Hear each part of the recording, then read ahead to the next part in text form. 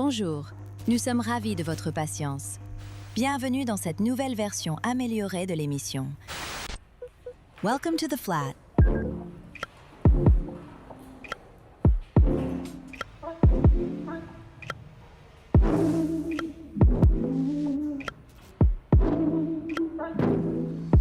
Footy from the flat is starting.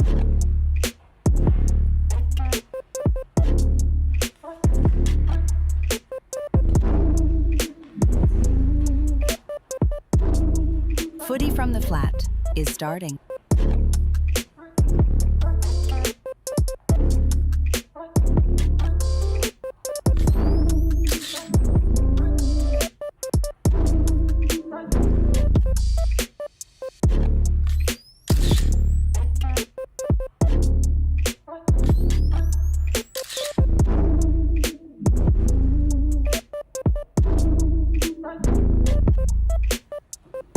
Footy from the flat is starting.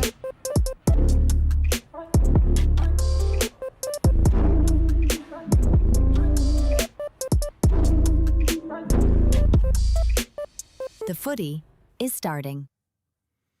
Welcome to the Round 6 review of the AFL season. Jesse, how did you find this round? I want to go straight into, before even welcoming you, who are the biggest winners and losers of this round? It was a round of close calls. No foreplay. Okay. Let me confer with my notes. Biggest winners? Biggest winners. You'd have to say the Melbourne Footy Club, once again, claiming 4 points over the Brisbane Lions in one of the games of the season. It seems to be a common trend when Melbourne win at the MCG. It's one of the games of the season. That has been a thing that's happened so far this year. Yeah. And I think, when you look at the D's, looking at their fixture, looking at playing the Gold Coast Suns, the Brisbane Lions with Essendon sandwiched in between, you think, okay, probably going to win one of those 3 games. They've won the 2 you don't expect and lose to Essendon. Do you think there's an element for like Melbourne fans in that makes that winning the predictable ones is kind of boring and you actually get those scalps and it makes it more satisfying? Oh, absolutely. I wonder if there's another fan base in the AFL who's experienced the highs that Melbourne fans have experienced this year so far. North, maybe? Yeah, true. Dizzying heights. I tried to put us in the winners and you were like, really? Really? We're pretty... That was our biggest win in 7 years. That is worthy of note. But you also beat Richmond twice last year. Once was heavily as well in Tassie. Yep. So I don't know. I don't think we learned as much about North. Yeah. It feels like people are definitely trying to take it away from us though. This is our moment. We're 5th, Jesse. That is something to celebrate. Absolutely. I just don't know if this is the week. But it's still nice to put some distance between you and Richmond, who were only 2 spots below you on the ladder last year. Or 1 spot even. Yeah. I think there were Richmond fans out there that would have been actually optimistic that they could have jumped us this year. Possibly. Probably at the start of the season. I think going into the game, though, that went more or less as expected. North probably won by more than I'd think. They dominated probably more on the scoreboard. So, from that point of view, definitely a win. But I don't think it trumps Melbourne. No. What about losers? They've got 2 for slightly different reasons. I think the biggest on-field loser this week was the Bulldogs. Yes. In terms of the performance against a rival contender at a ground they don't play too badly at. They've won 2 of their last 3 there, I think, at GMHBA. Yep. But also it's not even so much about the losing percentage part. It's about the ACL to Sam Darcy, Tom Liberatore's career in doubt, and a couple of soft tissue injuries to Lob and James O'Donnell. Sorry. That's right. Jason O'Donnell? I think Bontempelli did actually spend some time in that injury basket as well, but I think he's actually okay. Yeah. He came back on. That's a relief for them. So I think they're categorically the biggest losers, but I think you have to throw Carlton in here from a PR point of view. Jesus, yes. Like, I think in terms of it's unbelievable the world of hurt that football club is in.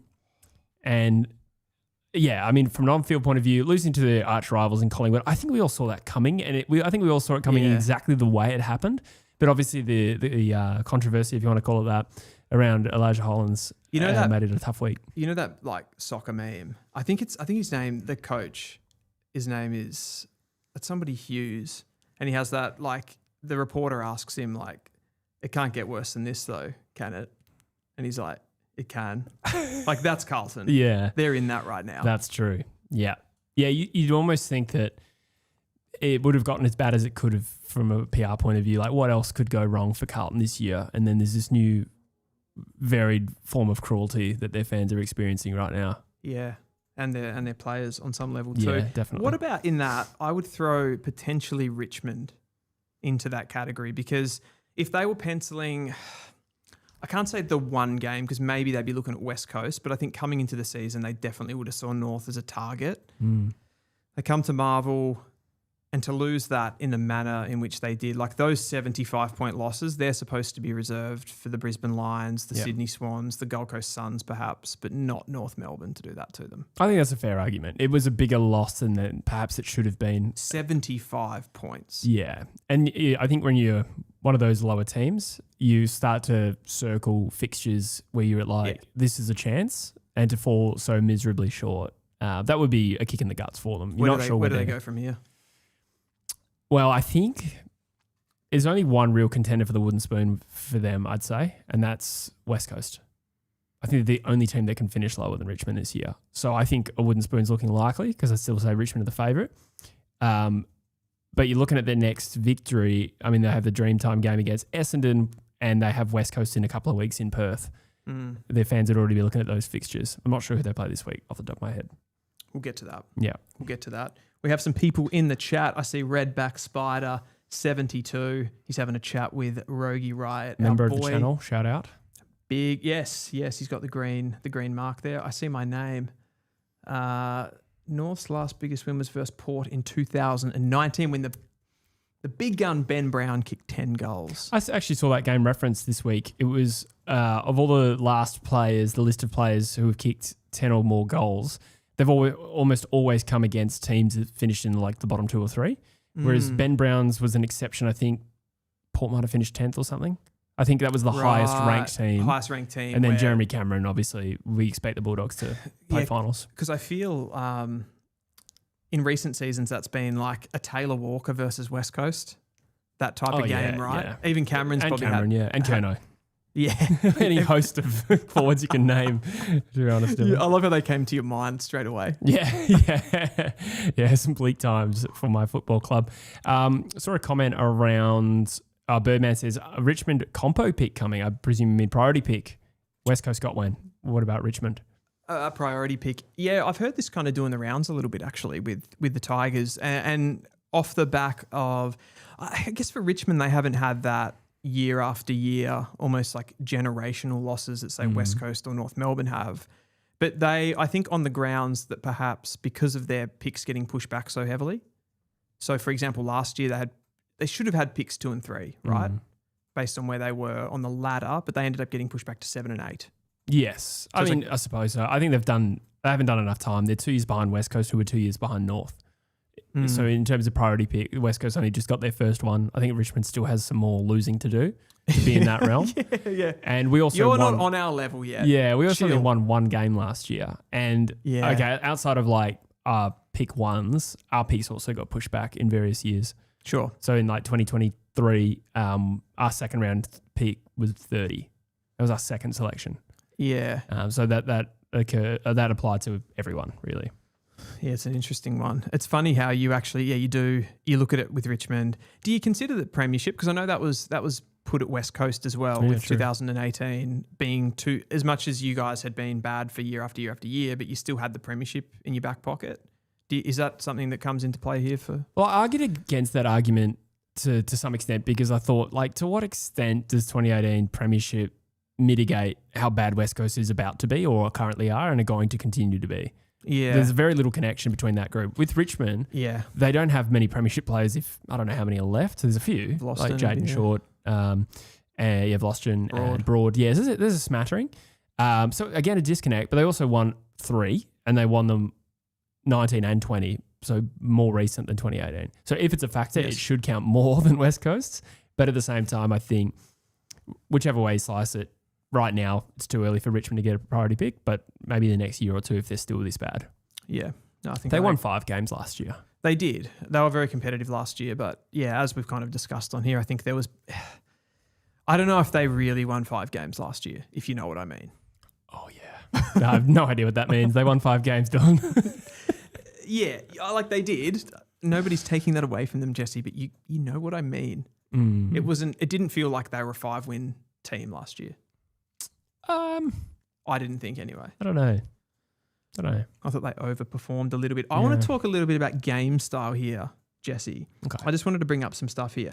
So it's been widely publicised that teams are increasing their run and gun handball game. The metres gained through the middle of the ground to get to goals. It's a way of picking through zones, etc., etc., and it's a very fast way to get to goal. These are the teams that are leading the charge majorly in becoming kind of like handball heavy teams or handball metres gained. So Sydney Swans in 2025, 119 metres per game. They have gone plus 320. They are now at 439 metres gained by hand in 2026. So it's a massive one. That is a huge one. And they've also simultaneously scored an extra 34 points per game. Interesting. In that time. So it's working for them, I suppose. They're probably the best example of this. The Gold Coast Suns have gone from 287 metres by hand to 428, so they're plus 141. The Demons have gone from 169 to 247, plus 78. And the Dockers are plus 24 metres from 2025 to 2026. So interestingly, those teams sit 1, 2, 4 and 8 on the ladder who have increased their handballing the most. Yeah, there's obviously a clear correlation there. I mean, some of those were also good teams before, but I think you were telling me off air that Essendon have sort of done the opposite of that and then improved as a team. So how do we reconcile that? I actually don't know what the answer is. Well, I think it comes down to your defence, right? So Essendon obviously identified this game style as being something that they want to do in the future. That's the way that Brad Scott wants this team to play, but quickly realised after the first 3 rounds that they weren't able to. It wasn't sustainable for this group and they were getting beaten too badly. And it was, I suppose, hurting morale too much. So they've gone back. They've become more of a kick mark team. You see all their defenders, Archie Roberts, Jacob Farrow, all these guys are getting massive numbers in the back half. Yeah. They're chipping it around. They're hanging on to it. And it means that the defence is protected. Yeah. For that reason. Yeah. They have still improved, which is an interesting counterexample. Yes. But I suppose, it's playing a little bit more defensively for... I think if you wanted to break, so Essendon are a team that are clearly down the bottom of the ladder. I think it's a game style that you certainly want to do when you've got a stable defence, for sure, and you're up the top of the ladder and you're pushing towards trying to win a premiership. I think that's probably where it becomes more beneficial. If you look at the teams up the top end of the ladder, the high handball ones, and I would consider these 7 teams as like the ones in the premiership kind of window.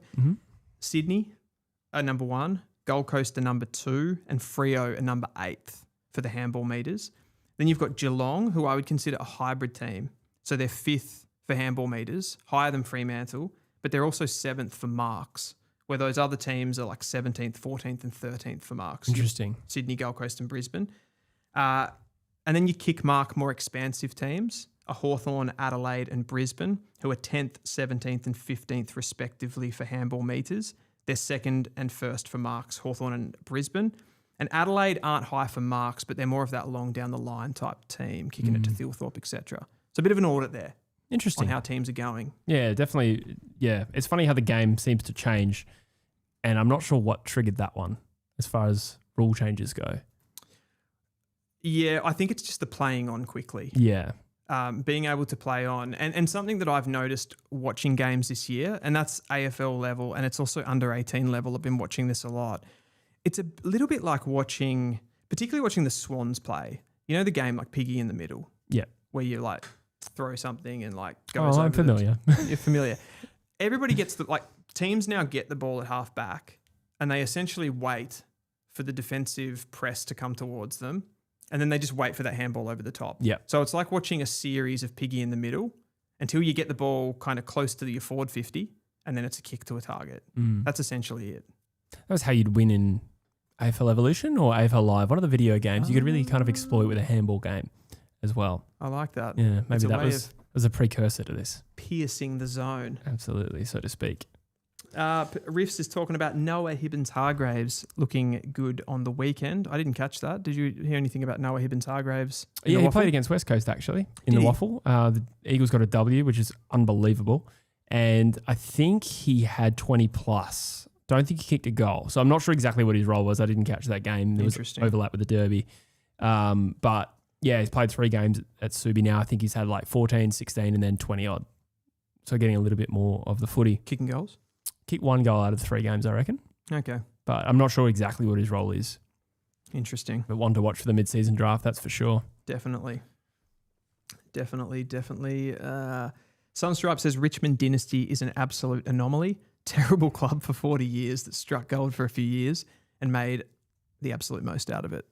There was a long gap between drinks, and it is crazy to think that like so many Richmond fans now, the young ones wouldn't remember it, or AFL fans in general wouldn't remember a time where Richmond were a club you'd pity. Yeah. And then they became an absolute powerhouse. It's unbelievable, that story. They were, when I was growing up, the ultimate banter club. Yeah. They were absolutely. the team that finished, like, it was the joke, the ninth position. So it was like that. They wouldn't get high draft picks. They wouldn't make finals. They were in purgatory. Yeah, and Matthew Richardson was playing a lone hand in a lot of those teams as well. He was always fun to watch, Richo. But yeah, apart from that, it was just, disappointment. It was failure. They were the current Carlton. Like they had constantly fans ringing up, like microwaving That's true. Their memberships. Danny Frawley era. The Danny Frawley era, Yeah, I remember that. There was fans spitting on, I think, Danny Frawley. Yes. Yeah. And I remember a game. It was like constantly through that era as well, because you had the success of Hawthorn through the 2000s, and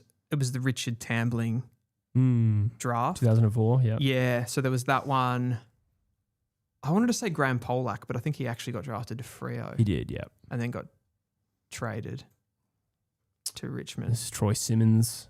Trent Noble, father of Max. I think he was at Richmond. Tyrone Vickery. Yeah, that was a little bit later. He was 2008 draft, yeah. Yep. Yeah, absolutely.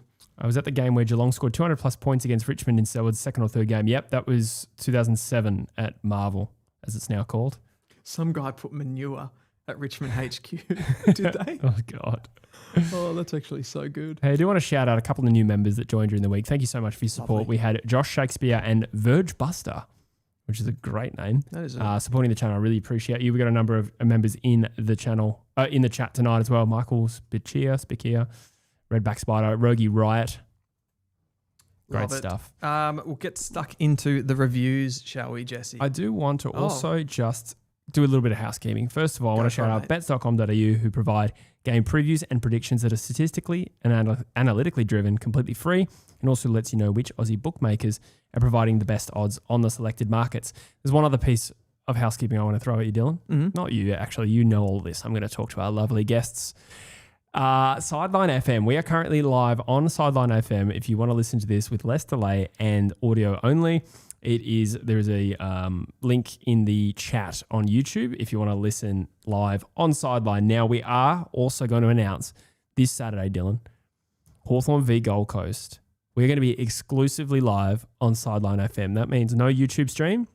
We'd love to have you along on Sideline FM, where you can chat with us there. You can use cheers as well to interact with us, play sounds. We're going to be listening along. We're going to watch the game. We're going to commentate just like as a normal stream, exclusively live on Sideline. I'm not wearing pants. Is that what that is? So that no, you can send alerts like this on Sideline too, which supports the boys directly. Yeah, true. Yeah, I mean, I'll still be here. Maybe I won't wear a shirt. Even. Yeah, well, okay. I'm now a maybe.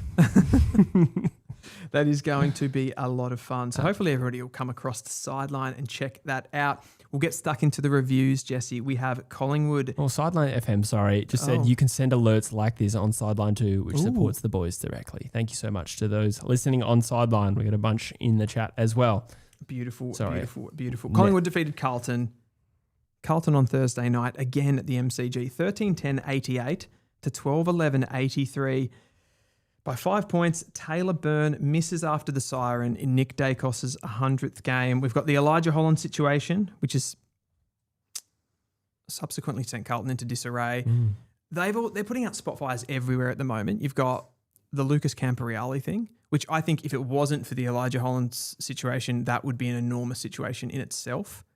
What is going on at that football club, Jesse? Yeah, I was going to say, you used the phrase sent them into disarray. I don't know if they ever left. Yeah. To be honest, this season, it's been chaos. It's all been performance on the field, though, up until this point, right? Yeah, basically, I think. Has it been a bit more than that? No, maybe it has been all I mean, on essentially. field, like maybe there's been some small things, but yeah. The Luke Sayers dick pic was last year, right? Yeah, I think so. They've got through that. Yeah, I'm not sure exactly. Yeah, I actually slept through this game. I'm not going to lie. I fell asleep at 7:30. I woke up at 4 a.m. and I looked at Instagram and I saw the footage of Elijah Hollands from, I think it's Back to the Bench TV. Okay. I think that's the Instagram page that posted that. And at first, I must admit, I thought it was playing backwards. And then I saw an umpire running in the correct direction.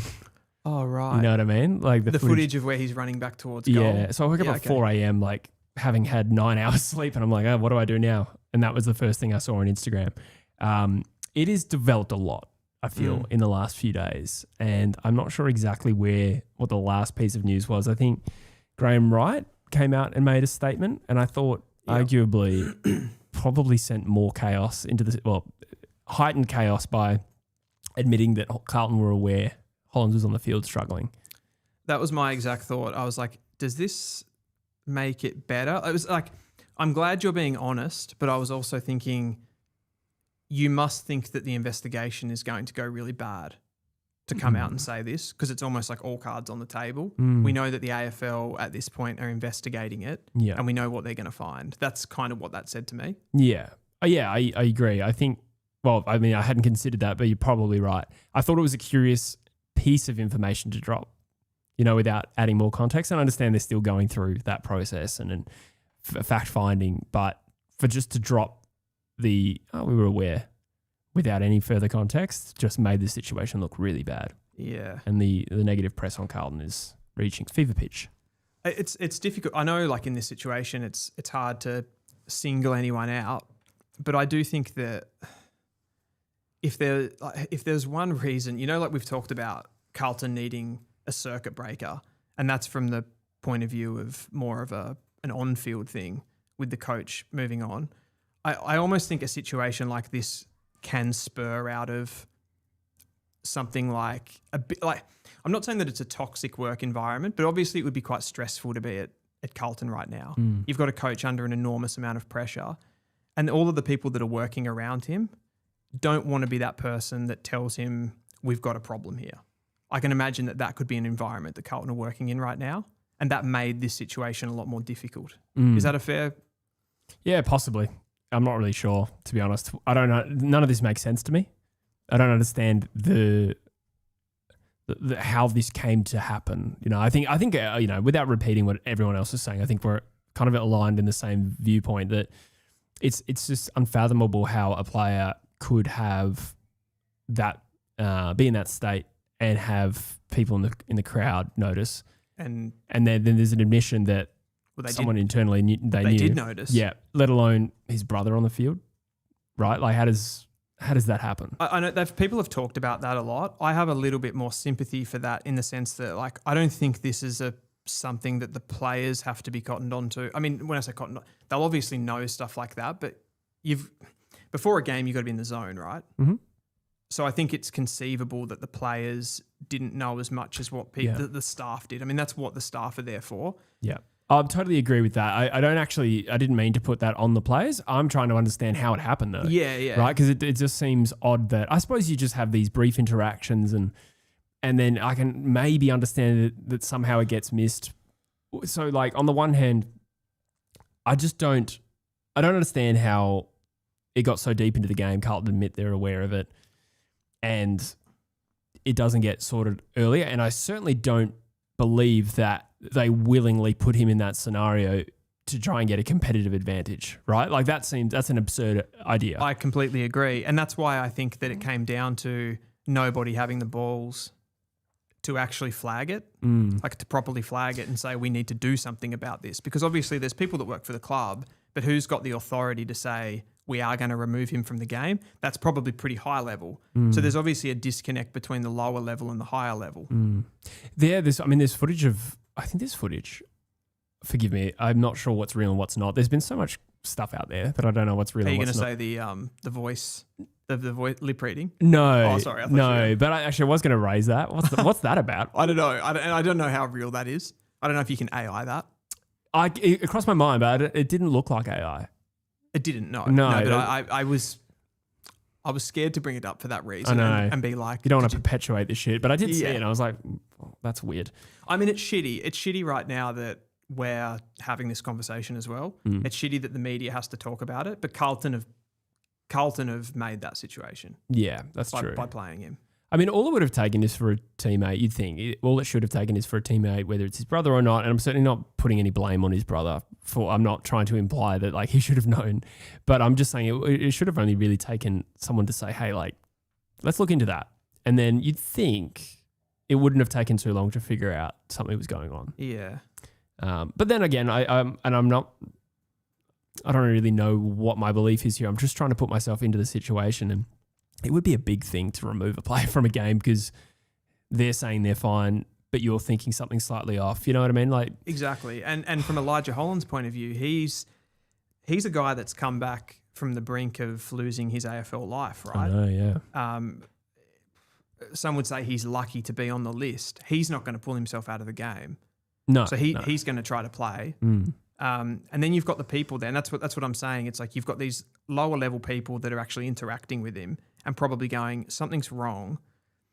But we're like, as a club in general, we're in the shit right now. And I agree with you. It's not like they've gone, we're not going to win this game if we don't play this guy, and therefore we need to get him in. But it's like it's a break. There's somewhere in that chain, there's a breakdown, and no one's been able to pull the trigger, which it just would have protected him so much. If this could have just been done with, he was a late withdrawal. Yeah. Yes, it would have got reported on, but it's nowhere near this big then. Yeah, that's right. Yeah, so I suppose you can be negligent and it doesn't mean you are doing it for the wrong. I mean to say that Carlton weren't necessarily keeping him out there to try and win the game. It was just negligent. It doesn't mean they don't care, but they still have a duty of care and evidently fell short. I do wonder if by the time that he was out there and clearly to the coaching staff, they would have noticed that something's going on. Like, yeah, he's not touching the ball, etc. Like at that point, did they go, we hope he gets better and comes into the game? Or did they think we're actually protecting him by leaving him out there so we don't make a big, like, were they trying to say like, let's just get, do you know what I mean? Let's get through this. Yeah. And not draw attention to it by continuing to play him. Because if we pull him off, everybody will then know something is wrong. But then you think like, why don't they just make up an injury or something? Yeah. Just work it out. Said that exactly. Like there are covers to it. So I did want to bring something up that I saw that disappointed me, Dylan. I don't know if we have the picture that I screen grabbed from Fox Sports earlier today. It was an article around Elijah Hollands. We do. I just want to call it out a little bit. Here we go. So I screenshotted this about lunchtime today, so it was 2 hours old at the time. It says, this is Elijah Hollands' only disposal against Collingwood. Then it goes on to say Carlton's likely punishment over his disturbing appearance has been revealed and figures are being pointed as to who on the Blues coaching staff was to blame, with the emojis of the eyes and an angry face. Had they posted this immediately after the game, I could understand why they're drawing attention to it. But we are about 4 days past this game. When you sent it to me, that was my first question to you. I was like, is this this is clearly an old post. Yeah, it's not. It's from earlier today, around 10 o'clock in the morning by my estimation. Why did they post this? I can only think that they're only piling on the humiliation. Why? We already know that Elijah Hollands didn't have a good game. Yeah. Well, like that was... They led with the one disposal game. Yeah, and all that does is contribute to a level of humiliation. It would have been a really tough week for him. And I just didn't appreciate the point scoring and the engagement bait that was. I thought that was not cool. Had they posted that immediately after the game when people are still speculating what the hell happened, I'd forgive that. But I think we're well truly past that point of wondering why he didn't play well. Exactly. Other than the specifics, obviously. Yeah, it goes back to that. I suppose they're putting it on the coaching staff and saying, like, how did you not realise because he only had one disposal? But that's sort of irrelevant now, right? Yeah, it's just a picture of him presumably getting holding the ball or tackled. Yeah. Like, I don't know. I thought that was a low blow from whoever made the decision to post that. It probably wasn't the person who wrote the article. It was whoever's posting it, trying to dress it up as a clickable thing. And I'm sure it was clickable. It got my attention, but not for the right reasons. I thought that was lame. Yeah. I mean, there's not much more to say, I think, on that situation. It's I found that whole thing like incredibly sad. Oh, yeah. And we're talking about a guy who worked super hard to get his second opportunity at Carlton too. Yeah. Like he got delisted, went through the SSP route, if I'm not mistaken. They recommitted to him. Yep. It's not like he whatever he's done, and we don't know, and we may never know. I'm not sure what the reason for was his state. Was it completely mental? Was there other factors involved? But I don't think this was a choice. I don't think this is an instance of a young man making a dumb decision. I think this is a much deeper issue here. 100%. 100%. Like if there's like, it's obviously been speculated that there's like substance involved. If there was, like, I truly believe that it was something to mask whatever he was going through, if that is the case. Yeah. And he must be going through a really difficult situation. And I can't even imagine what it would be like to be going through all of that while trying to nurse an elite sporting career. Incredibly difficult. So yeah, I honestly just feel really sorry for him. And the fact that he's now gone through that game, people will just not stop talking about it. Yeah. And I'm doing it right now. Yeah. Oh, I mean, we haven't had a chance to discuss a pretty big topic since it happened on Thursday night. So I realise it's a bit of a saturated story, but still, yeah, like I kind of reminded of, it was almost like he was sleep running. You know, when he's just not fully, like the gait that he had, the run, it just didn't look like himself. I know that everyone knows that, but even just like little movements. Anyway, I won't speculate on that any further. But yeah, there's been a lot of doctors online. Yeah, that's true. Don't want to add the to fake that. doctors, but yeah, I'm with you. It didn't look good. They've obviously got. So actually, I just wanted to touch on something that Michael Voss in his press conference after the game. I don't know if you caught this, but I just wanted to know what you thought of his handling of that, because he kind of, I don't know if he was trying to protect Elijah Hollands in that moment, but he basically said straight off the game, which at that point he's got to have known the speculation, because he would have talked to the media team, etc. And he still kind of, he basically said that, did you watch the press conference? I think I watched the snippet that you're referring to. Where he kind of says that it was a bad game. Yeah, he just said it was a bad game and he just feels like he's let everyone down. Did you like that? Yeah, I actually don't really judge Voss's reaction there. I think in that moment, he would have been pretty briefly, I'd imagine, on what to say. And I think that came from a place of wanting to protect. That was the way I took it. I think it's don't draw attention to it in that moment, and like straight after the game. Obviously, people are speculating. Maybe they don't know exactly how much people are speculating, but I think drawing attention to it further might have been a questionable move. So I think his heart was in the right place. I didn't take anything. wrong from that. It's hard to be too critical, I suppose, but it's an interesting one. It seemed a little bit like there was a potential there that he kind of had his head in the sand. And he thought he was dealing with a different issue. I don't know if that was. Don't know. I'll stop short of blaming Vossi for that. I thought, totally. They have another issue, Carlton, that has gone completely under the radar here, which is Lucas Camporeale. I don't know if you saw the footage of that. I didn't. VFL game. Talk me through it. He goes in for a sort of an aerial contest and lands awkwardly. I'm not sure if the contact comes from the ground or whether it comes in the contest, but he's clearly not in a good way on the ground. He's grimacing in pain and almost like sort of kicking his leg on the ground. He then gets treatment from the doctor. They come in and he's quite visibly holding, I think it's his right flank, up here, where you would expect a kidney to be. Yes. on your body. I think I know where a kidney is. And he basically ruptured his kidney. Shit. And I didn't actually see that. A lacerated kidney and sent back on the ground. Oh, what? I didn't hear that. I did hear that there was both Camporeale boys were in the wars this week. He got overshadowed. So this is a Christian Petrarca situation again in the VFL. Again, obviously they're not going to have the resources at the VFL. They couldn't have known he had a ruptured kidney. No, of course not. Yeah. But it's just another thing, isn't it? Wow. Yeah.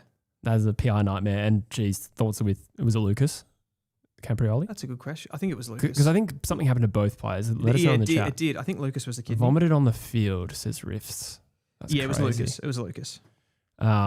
It was Poor watching kid. the replay was startling because you could see how bad the injury was quite clearly from how he was reacting to it. Yeah. And it's just frightening that they took him back in and then sent him back out again. Yeah, well, when we say send him back on, I'm going to assume that Lucas was saying he could. Until proven otherwise. Has a player ever said no to that question though? Like honestly. I did once. It was 3/4 time. I was thinking about the pub. I was like, I can't. I'm I done. do remember once I broke my pinky finger in a game of football. I broke it, and then they thought it was dislocated, so they put it back in and taped it back up. And I was thinking that's me done for the day. And they were they'll get back on. They just taped it up. And I'm like, what? Yeah. Wow. That's an extreme example though. The Camprioli thing. Jeez, that's really unfortunate. Absolutely. We did have a super chat here from Gridio. Thank you so much, mate. It says, to be fair to Jesse, I nearly fell asleep watching the game too. It was a pretty captivating game. It was once again, if you isolate the first 3 quarters for Carlton, you're like, this is a pretty good team. They were going toe to toe with Collingwood. They were beating them in a lot of areas. It's the story of this season. Like the exact script for this game, outside of all the other stuff, went exactly how someone would expect it. Plus 19 in contested ball, plus 11 in stoppage scores, minus 21 in scores from turnover, lose the game right at the end to Collingwood. It is just predictable. It just doesn't matter anymore. Like the start of the game doesn't matter. Yeah. It's completely irrelevant. You may as well just fast forward to the end of the third quarter or half time or whenever it is and just see what happens from there. That's all you can really judge it on. Yeah, I think Carlton fans are feeling that too. I think I was watching a bit of Blue Abroad and their fan cams and the reviews that Terry does. He does an amazing job.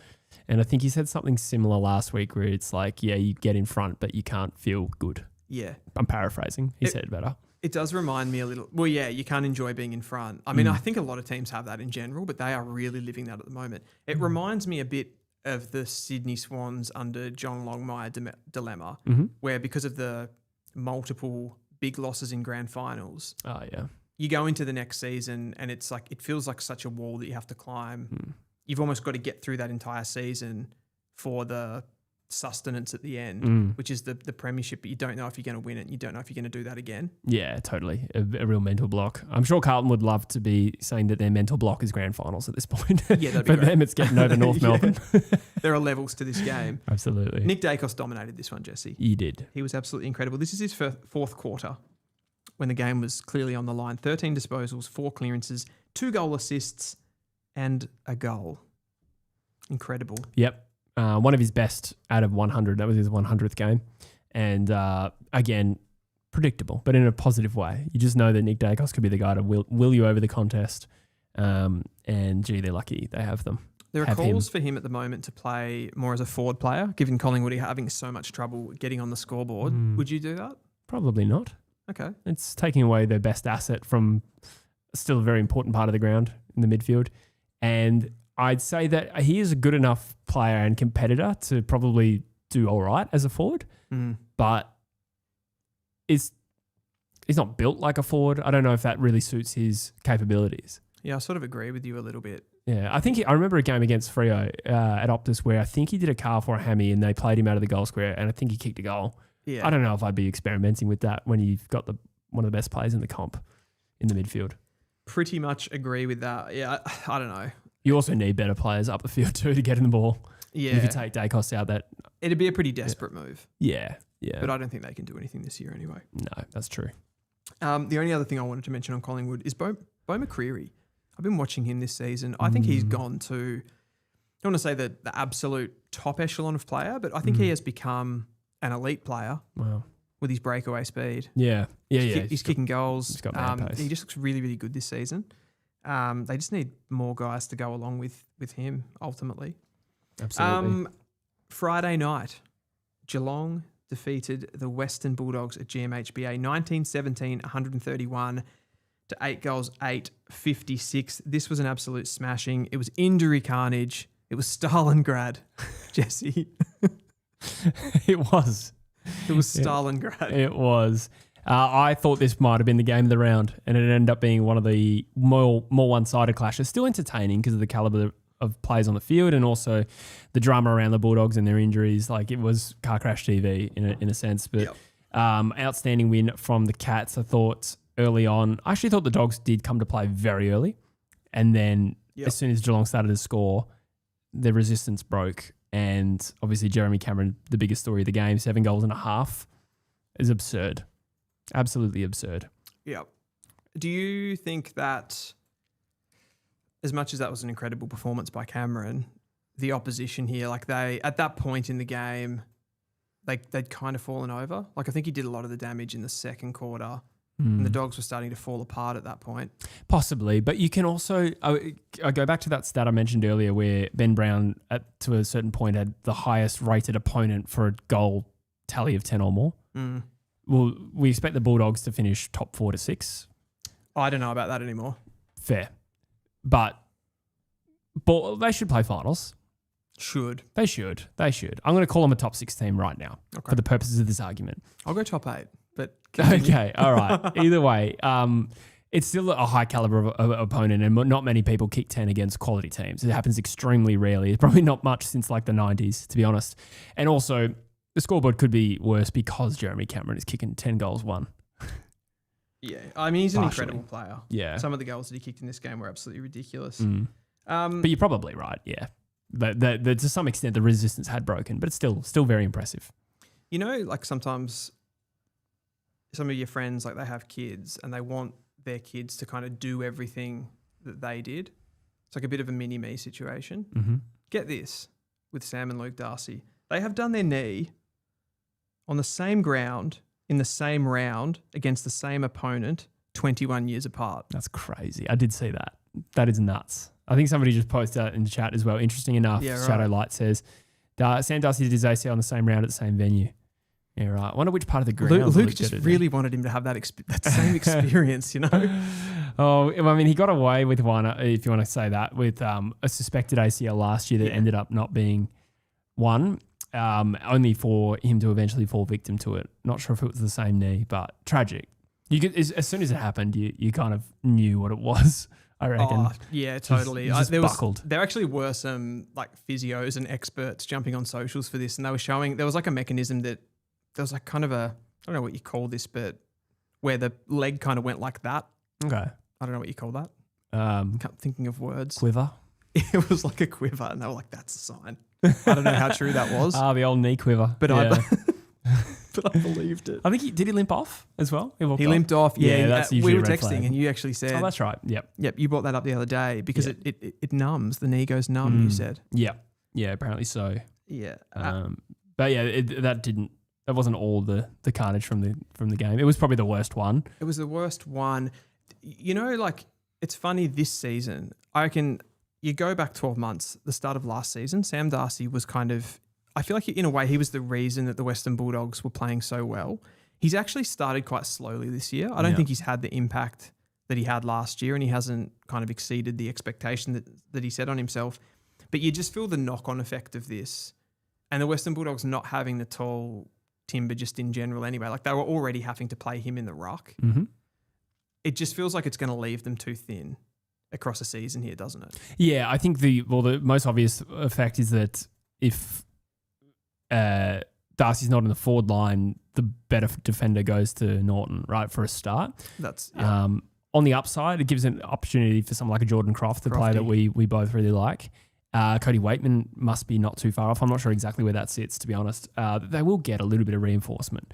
And as you say, Sam Darcy, in terms of his output this year, wasn't in all Australian form.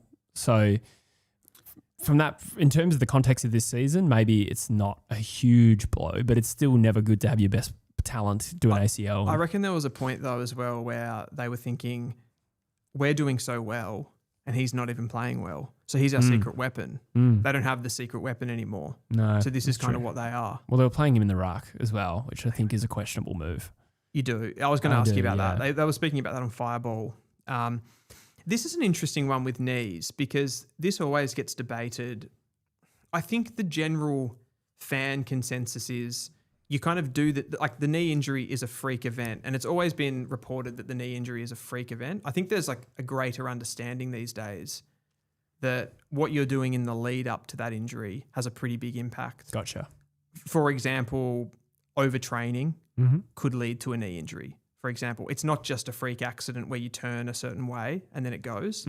It's like there's neurological fatigue a thing as well. A neurological fatigue is definitely a thing. I can't remember which high performance boss was on the radio talking about this, and he said the long layoffs over summer, for example, often lead to these like brain body injuries. Wow, where the brain's not caught up with the movements of the body, and there's a disconnect, and that can cause them to happen. That's crazy.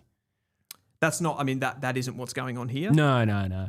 But I wonder if leaping in the ruck is a factor. Who knows? I don't know. Like, is there an anxiety to that? Could then come to the? I don't know. It's a bit of a stretch. Yeah, but clutching at straws there a little bit. I do think, generally speaking, though, playing someone like Sam Darcy in the ruck, I think even just for the longevity of his career, like that's a very crash and bash role. I know he's probably doing more at centre ball up than he is around the ground, but I do agree with Kane Corns. I don't think it's connected to this ACL as such, but I think a questionable move. Yeah, I think the part that I would agree with that is the fact that you're putting a guy that's, what is he, 208? Yeah, something like that. I think that's his exact height. Yep. Those guys, like, they're more susceptible to knee injuries anyway. Mm-hmm. Just from being when they jump and they land, there's more, I think, like more torque that goes onto the joints, which means they're more susceptible. Yeah. Straight up off the bank anyway. So you obviously want to protect a player like that. That's so important. But absolutely. I think they drop now, the Western Bulldogs, to, I think they're in 9th position. Is that right? Right now. Is that right? Is that right? Double check me. I don't know. They got Sydney next at Marvel. They've had a really got Fremantle as well soon. I think this week after. Yeah, their draw doesn't ease up. 7th. Oh, 7th, sorry. Knew it was an odd number. I mean, they'll beat the lower teams, won't they? They'll be too good for the lower teams consistently, but I don't know, with that back line, and now you've got Lob and O'Donnell out. Yeah, and Liberatore as well, which we should discuss as well. Yep. Career's got to be a little bit in doubt. Concussion history, possibly in his final year anyway. I'm not too sure exactly, but obviously first thought is the well-being. A player with a concussion history doesn't bode well for their post-footy life, and I think he should seriously consider retiring, but it's also a blow for their premiership hopes. Of course. Which they just got kicked in the nuts 4 times in this game. Yep. No, very important spiritual player. They will be reeling. Geelong, they kicked 86 points from turnover. Jeremy Cameron kicked the 7 first half goals, you said. Dangerfield back, which went under the radar a little bit. Yep. He played a pretty good game, kicked a couple of goals. Yep. The one that I want to talk about with the Cats is this rumour that's going around, or not even rumour, it's being reported on that Brian Myers has potentially torn his ACL. Yeah. But nobody seems to know what the fuck is going on. I don't understand that at all. I don't understand. Like, surely this is just a scan job, and scan job. Shouldn't say that phrase together. It sounded a little sexual. It did. Anything preceding job. Even Steve Jobs sounds a little sexual. I don't think any other club would be able to not have this already known. Somehow nobody knew about the initial injury. They're getting it checked out, and we still don't know what's going on. Even the use of the word investigating is weird. Yeah. Like, it's a scan. Getting a scan. It's a scan. We do have a little bit of live news. Butters has been cleared of calling foot a cheat. Wow. That's from Michael Spachia and Bonkachoy as well in the chat. Wow. So how does... We need some info on that. The producer is on that, but that is very... Because I want to know how they came to that conclusion. Or... Butters blames juror's car trip. Do you reckon there's a technicality there that they've latched onto? Some sort of procedural flaw? I've only read a headline. I don't know if that's the case. Because of the Jason Johnson... Yeah, do you reckon... Well, if you're a lawyer, that you go straight for the procedural... there's a legal term for this that I learned about. Yes. But some sort of... Jesse has a legal background. Yeah, I don't remember anything, to be honest. So that just to fill people in there was during the hearing, which was conducted on Zoom, I'm not sure why that was the case. I suppose they're in different states, right? So there is some need to do it on, that's true, on a platform like Zoom. But Jason Johnson was in his car as the hearing was taking place, and he was deliberating on this decision, which just seems absolutely crazy that you'd have to be doing something else while you were doing this. Like, why you couldn't just have all your attention on this is unknown. Have you got anything else coming through there? So when you appeal anything, it's the same in an actual court of law, is when you appeal, you don't appeal again around facts of the case. You appeal that there's a breakdown of process. And in this case, Port Adelaide went after Jason Johnson being in his car. Fair. Which I think someone in the chat just said it was his conduct was an error of the law. It is weird that he'd just be on the car. On the car phone. It's insane. Hello. That's not a thing. Yeah, I think I read a clip or something where a quote where it was like the person, the journalist following it was like, we can now see that like Jason Johnson has like joined the call again. He's in his car. It's reversing. Like, you imagine he's in like a truck and it's like beep, beep. Yeah. Yeah, didn't you say that was another thing as well? There was like a dog barking in. So I just saw, Dan Does Footy posted this, but Mitch Cleary said, you can't make this up. The Port Adelaide Council, whatever his name is, I don't do law, in the midst of arguing against why Jason Johnson has done the wrong thing, his own dog started barking over him while he was talking. Fuck. It says here, actually, never mind. I was just reading, David Zeta has confirmed, error of law was the exact phrase. Yeah. I mean, the only I can just imagine myself, I think anybody could imagine that if that was their job at that point, like you're doing this hearing at, what is it, like 6 or 7 o'clock or on a weeknight, how is that not the only thing that you're doing? Yeah, I know. Like you would even, I'd imagine there would be an amount of anxiety there because the case was quite big. How is he also driving a car and doing something else? It must have been pretty fucking important. Yeah. Like, I don't know what it was. I don't know. I totally agree with you. But if there was something that important, why was he there at all? Yeah. Yeah. I don't understand that.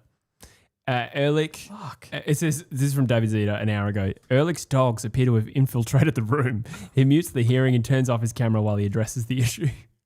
This couldn't ever have happened in any other sport ever in the world, surely. What a fucking basket case. I know, that's so weird. Like, it's so weird. You just hear the indicator and he's driving. Like, what the hell? Benjamin Andrews says Myers was injured, came back against West Coast, felt sore before the game, got a scan that said ACL. They're looking at further information.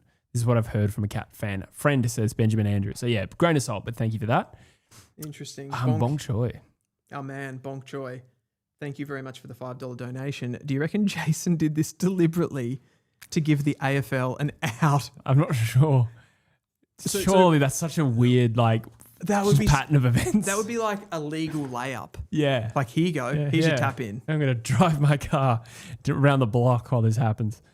Oh, that would be chess while everyone else is playing checkers. That'd be so good. That would be absolutely incredible. By the way, Michael Porto in Sideline says the knee Darcy tore wasn't the knee he uses colliding in ruck contests, and ruck contests normally results in PCL, not ACL. That's fair. Although where my mind goes to with a leap is you leap off the other leg, don't you? So is there possible? Well, that's what I was what I was talking about was the leaping leg and the landing leg. Yeah. Yeah. Weird. Or legs. I don't know. We should. But you're right. Speculating. That collision injury that happens knee on knee, that's the PCL. Yeah, okay. Gotcha. That's that one. But that wouldn't be, you wouldn't be any more likely to get that because you're tall, which I was kind of more arguing for the fact that his physiology means that he's landing on the ground, which means more impact on the joint. Yeah. Don't know why I punched my hand there, but anyway, should we move on to the next game? Oh, yeah, we can do that. Anything else you want to cover? I don't think there's too much to say about this game from here. Hope Liberatores are all right. Someone just wrote in that Jason Johnson is a real estate agent. I don't know if that's a joke or if he really is. That would be hilarious if he actually is. That would sum it up. Because that would be such real estate agent behaviour. Yeah. He's got a client in the front seat. He's like, I couldn't just go to the hearing because we wasted making money. I read Johnson was in the car because he is a real estate agent and was going to show an open home. No my God. Fucking way. No. The greed. The greed. That's crazy. Wow. Okay, we'll go on to the Saturday games that we just... no, Sydney versus GWS was on the Friday night as well. It was too. We had a curious lightning delay. I did notice this. I was switching between the both games and I switched from City GWS at one rate to go back, and then I went back to the City GWS game and it was still the same point in the game. And I was like, what? I missed the whole delay. Yeah, it was like you were on a journey. It was like chasing the dragon. You know what I mean? Like yes, you heroin. Yeah, it was. It was like you're trying to get that great game and you expected either one of them was going to deliver that because both of these were blockbuster games. True. And neither of them did. The margins just kept getting bigger and bigger and bigger. It was a trip. Yeah, it was a little stanky. That being said, Sydney kicked very accurately in this game. 17 goals 5 to 8 goals 18. The expected score was 89 to 78. Interesting. I also had that in my notes. Interesting. I didn't get that from your notes. I wrote them from my own brain. No. I wasn't implying that. No. Sure you weren't. Yes. The sexual tension. You could cut it with a knife. 70 inside 50s to 59. Also, mountain of ball. I know it's a smaller ground. That'd be a factor. But still, 129 inside 50s across the game. Yeah, Those are and season numbers for West Coast. the Swans kicked 12 goals through the corridor in this game. That was a stat that I don't have access to, but I got that one from the commentary. They 73 points from turnover to 29. Giants actually outscored the Swans here from clearance, but it was that turnover game. And it was largely off the back of that Nick Blakey best on ground performance, 6 intercepts, 882 metres gained, 1 goal and 9 score involvements. Wow. He was incredible. Yeah. Also, guess how many goals Sydney kicked from the defensive half? I hope you don't have this written down. Out of 17. I think I do have that written down. Lame. No, I actually don't. I'm going to say they kicked from the defensive half. Yep. I reckon they kicked 73 points. That's exactly how many they kicked. Yeah. It was 12 goals won from their defensive half. That's crazy. Is that becoming a more common thing? To kick defensive half scoring? Because I've noticed that all through the round, there's been higher amounts of defensive half points. Not necessarily. I would say ideally most teams are still trying to play a front half scoring game because you can defend the ground easier. And also you're not giving opportunities for your opposition to score. Yeah. But certain teams, given certain situations, I think Giants just got on top from stoppage here, which meant they were playing from back behind the ball a little bit more. Okay, gotcha. But Sydney are very aggressive with the corridor play. They're the number one team for scores from the defensive half in general. Yep. I think they're up there for scores from stoppage at the moment. Yeah, I feel like with Sydney, they've pumped a lot of teams, so we kind of need a bit bigger data pool. So could you repeat what was the scores from stoppage in this game? I don't have them with me. Oh, I don't have the scores from stoppage. The Giants outscored them at stoppage. The Giants outscored them from stoppage. Because I thought I have the Swans winning the clearances 46-25. I'll just double check that. Because that's an incredible stat profile. I hope I'm right. While you do that, I'm going to talk about a breakout player. Okay. Who I think he's 26 years old now, Justin McInerney. Oh, yeah. He is coming into elite form. I think this is like a new... The position that he's playing is the same one that Joel Frazier plays at the Western Bulldogs. Yep. And I think they're actually like prototypically like they're pretty similar type bodies. They're both extremely good athletes, good runners, good speed. They're both tall. They can mark through the middle of the ground, so they can be a marking target when you're transitioning and you're coming inside. And then they can also get into that. I knew you were going to say that. I was waiting. And then they can get going in that handball game. They're both like Frazier's got a lot better with that, but his handballing and his technical skills are really, really good. And then they kick goals as well. McInerney is I think, number 2 score involvement player in the comp at the moment. In this game, he had 26, 19 uncontested, 13 handball receives. So he is kind of the conductor of this Sydney handball game through the corridor. Yeah, wow. It all goes through McInerney. And remember back when Goulden got injured, we were like, who can do this role? And it's McInerney. McInerney is the new Goulden. It's more handball heavy than kick, which was their old game style. Yeah. Yeah, interesting. Just to clarify on the numbers. So you were right. The Giants outscored them from stoppage by 4 points. Yep. The expected score from stoppage was 20 points Sydney's way. Okay. Because the clearance count was 46-25. So that's interesting to win the clearance count 46-25, get outscored from stoppage. Weird stat. Yeah, I guess though, like the nuance there is that Giants were able to like say they lost the clearance, defensively they were able to neutralise that next ball, get it to ground, and then Sydney go again and can play that forward half game as well. The fact that Sydney scored so much from the defensive half though doesn't necessarily align with that, because you would think winning the stoppages, the differential that much, you'd have better field position. Jingo Rhythm says he's number 1 in the comp for score involvements, Justin McInerney. I thought he was number 2 actually. I thought Petrarca was. I actually had written down number 1. Yeah, okay. So, yeah. Yep. No, he has gone to... Maybe per game was Petrarca because he's missed. Maybe. We have another super chat from Bong Choi. Thank you so much for your support. Lots of people saying Sydney were lucky with the Giants' inaccuracy, but 5 teams out of 6 have kicked way more behinds than goals against Sydney. It just shows how Sydney's new defensive structure works. Yeah, I think so. Because the expected score should cover that, though.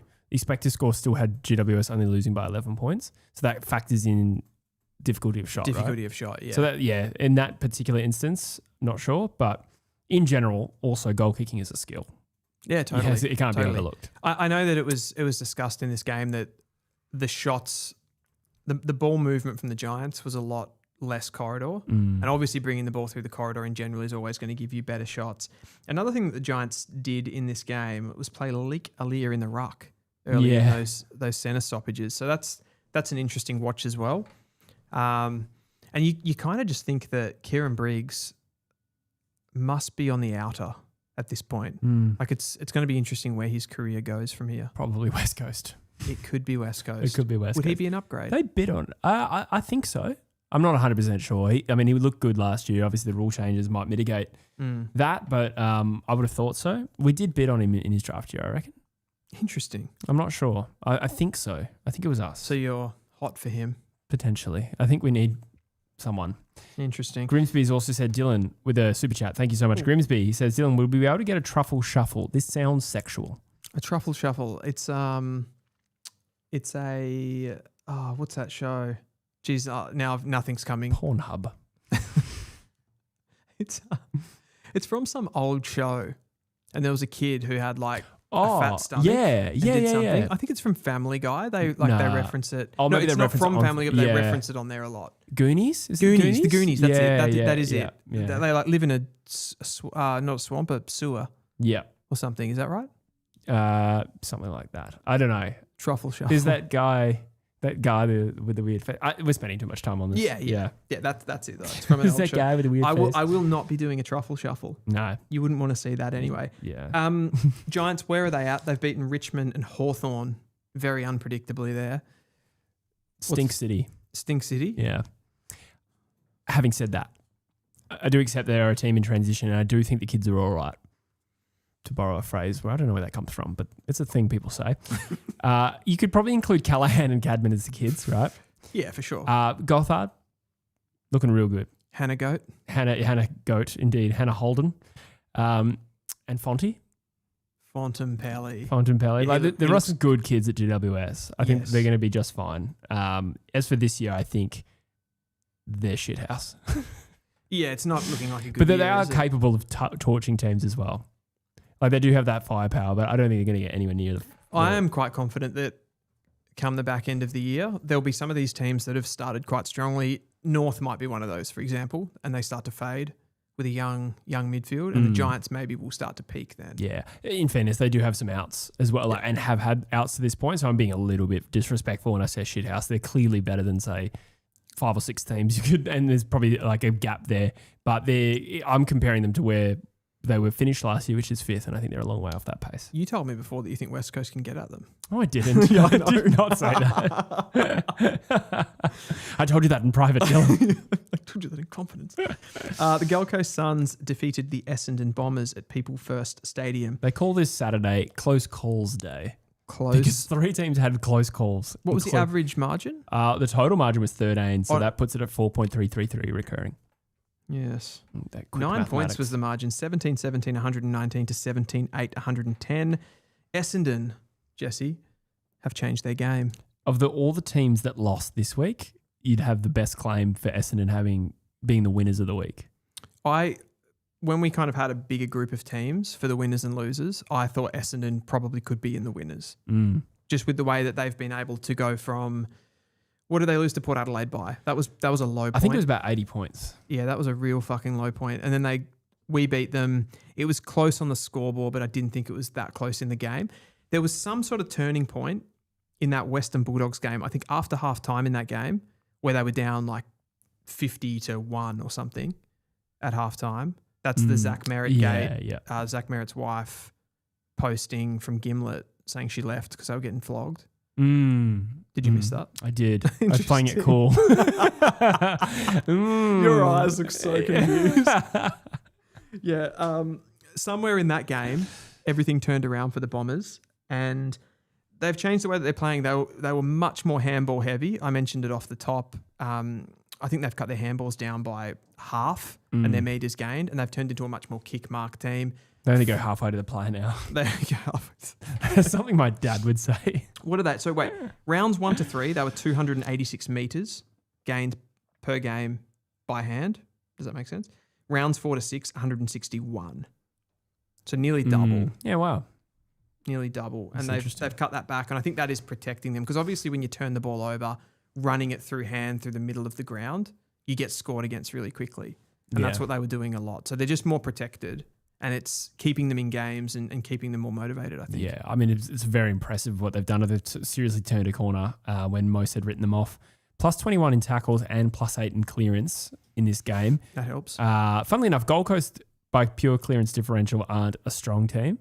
But from scores from stoppage, they dominate. And I think, I don't know the number in front of me. I think they killed them beat them from stoppage in this game, despite having less clearances. Yep. The Petrarca factor helps. I think he added more than a bit of spark to that team. He comes back and he's the number one rated player in the comp on Wheelo.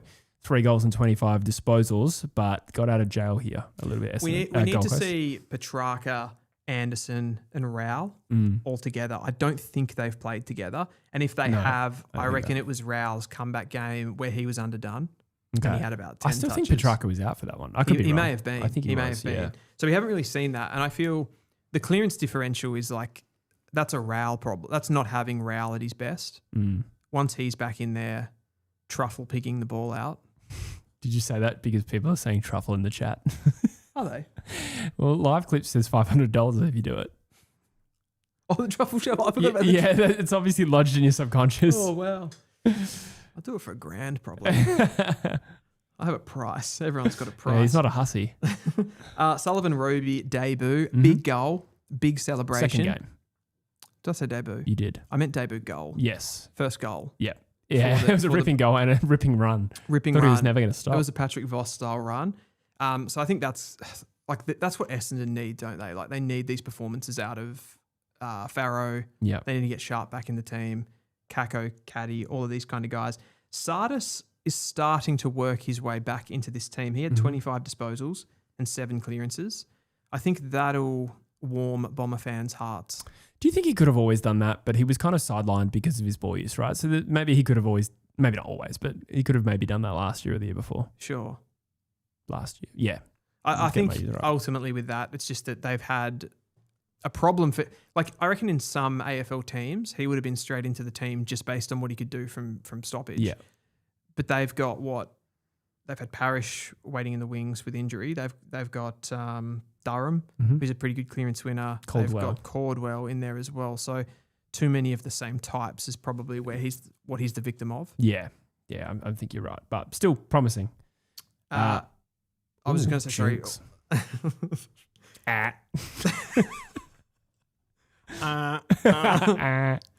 Peter Wright in the ruck. Thoughts on this? Was that the first game he played or the second? Second. I actually didn't make note of how he went specifically in this game, but I think it does sort of help them balance out their tools across the field. What were the numbers in this game for him? I don't know. Okay. So I probably shouldn't have brought that up. I just wanted to talk it through from a perspective of the positives for the Bombers. So you've got the Roby debut, you've got Elijah Sardis coming into the team. It feels like you were saying there that Peter Wright goes into the ruck. From all reports, he's doing pretty well in there. I didn't watch his game that closely. No. But it means that like Langford's gone behind the ball. Yep. And it means that they can play an Archie May, who I don't think they could have played properly, meaningfully before. He becomes more of a target in the forward half of the ground. So I think they even out their talent a little bit better this way. Yeah. If that makes sense. Yeah, I totally agree. In terms of hit-outs, he did get mauled. It was 36 to Witts, 10 to Wright, 8 to Blackiston. That being said, I do agree with you. Also, Wright did kick a goal. What were the clearances like? For the team or? Just the differential. It was plus 8 Essendon. Yeah. Yeah. So the mids got to work. Yep. That's okay then. Yeah. That is absolutely fine. Can Essendon win on Anzac Day? I think they can. Yeah. I think Totally. they're going to absolutely beat Collingwood. I'm almost tempted to tip it. Yeah.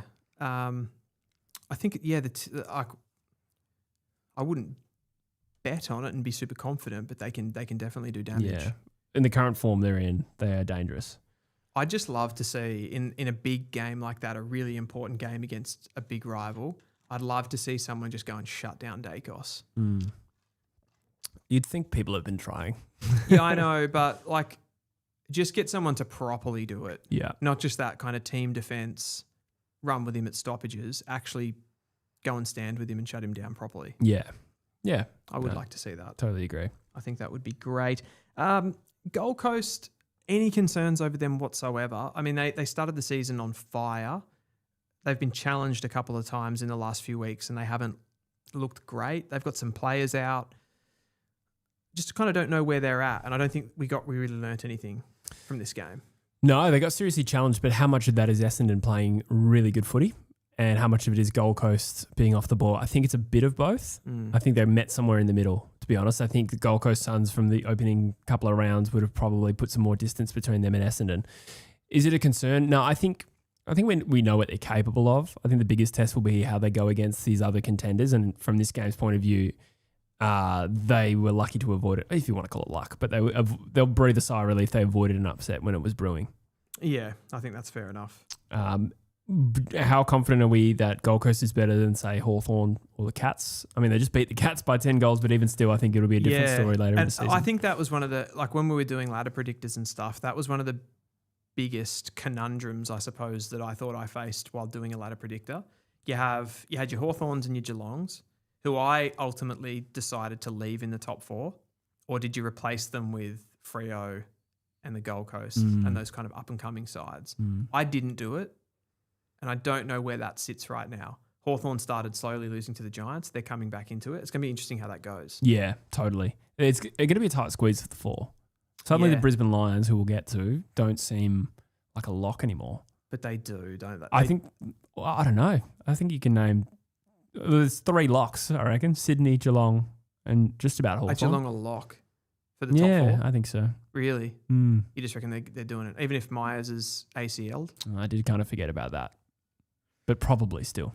It's funny with Geelong because I have so much trust in them, but at the same time, like you lose Myers, then what if Dangerfield gets injured? Yeah. What if they lose like a Blitzarves or something? I don't know. Yeah, I didn't really deep dive that thought in my own head before I verbalised it, but I think you expect Sydney, Geelong, Hawthorn to be there.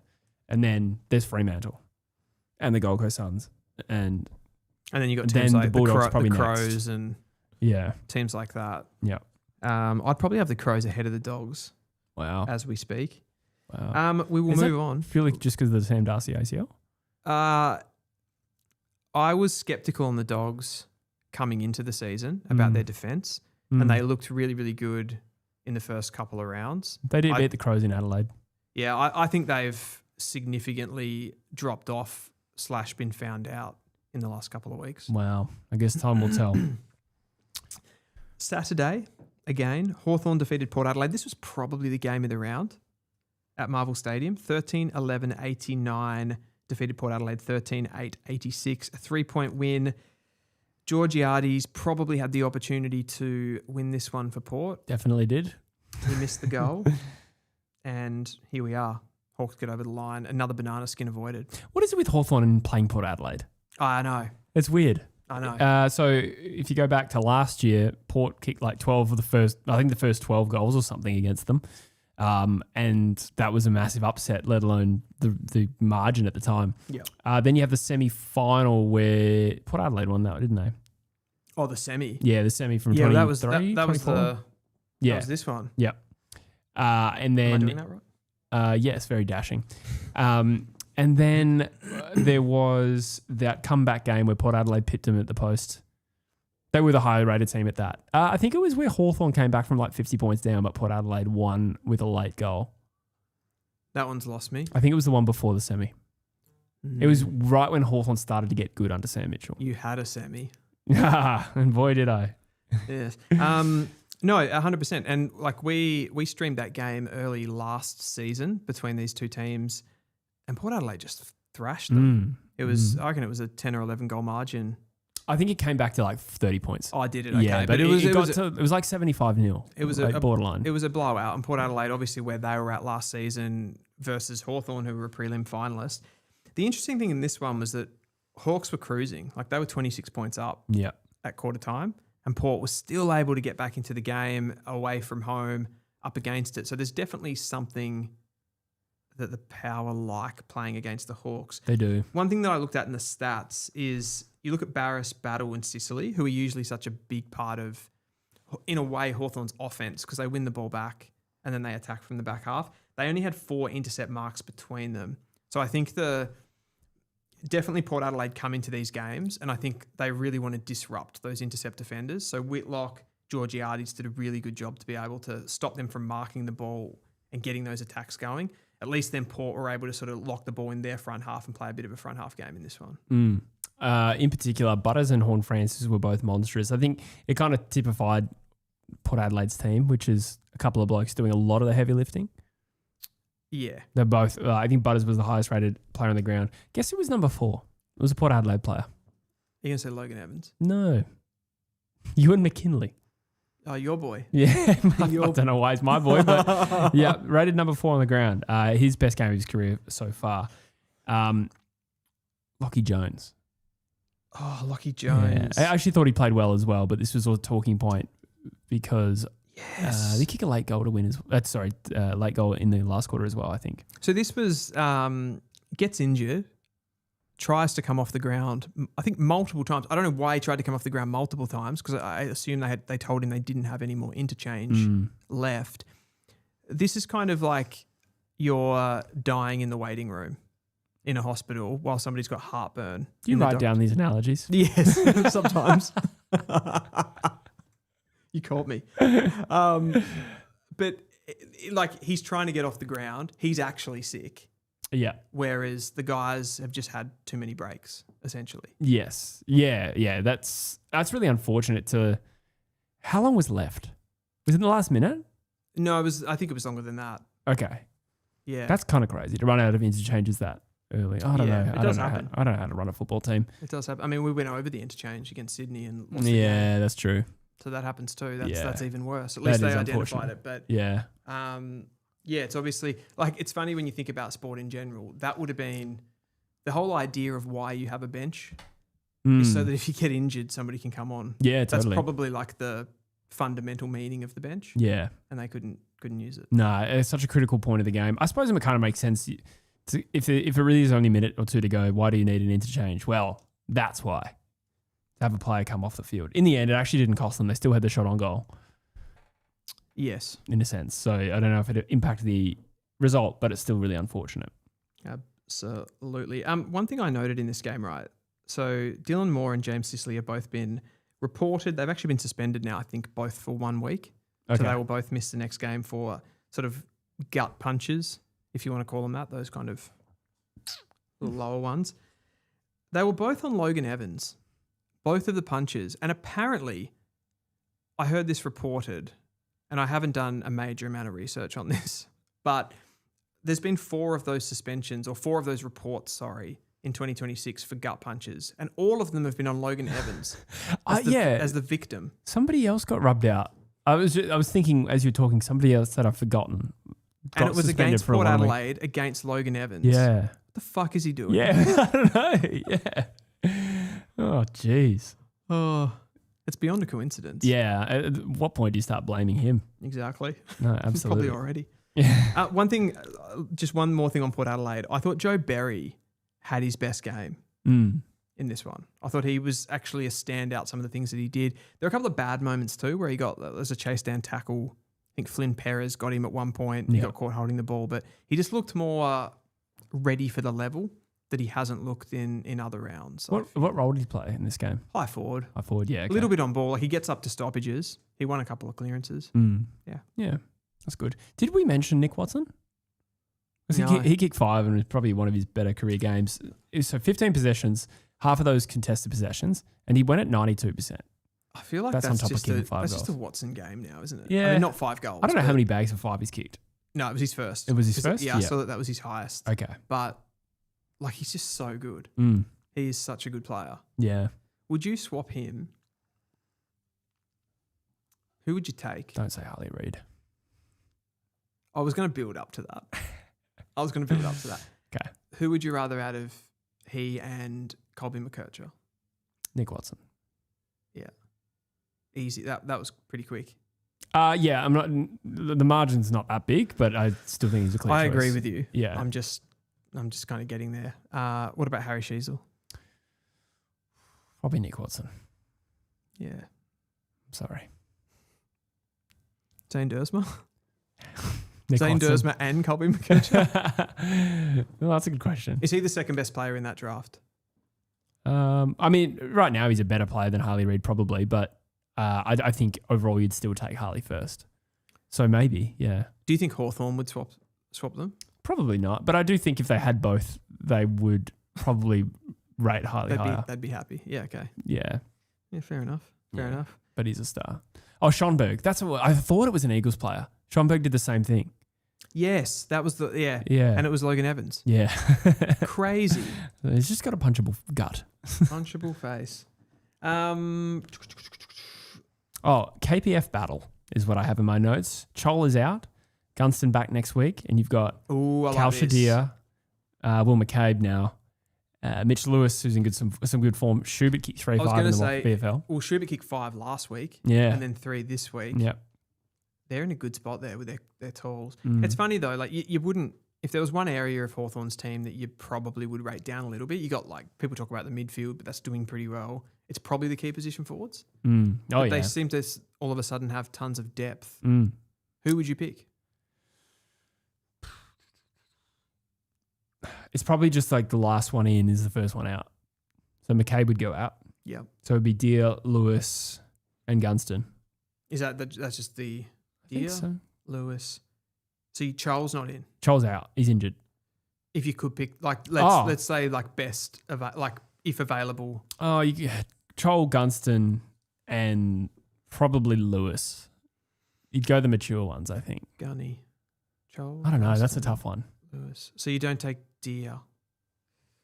Yeah, far out. It kind of offers like Deere's more athletic.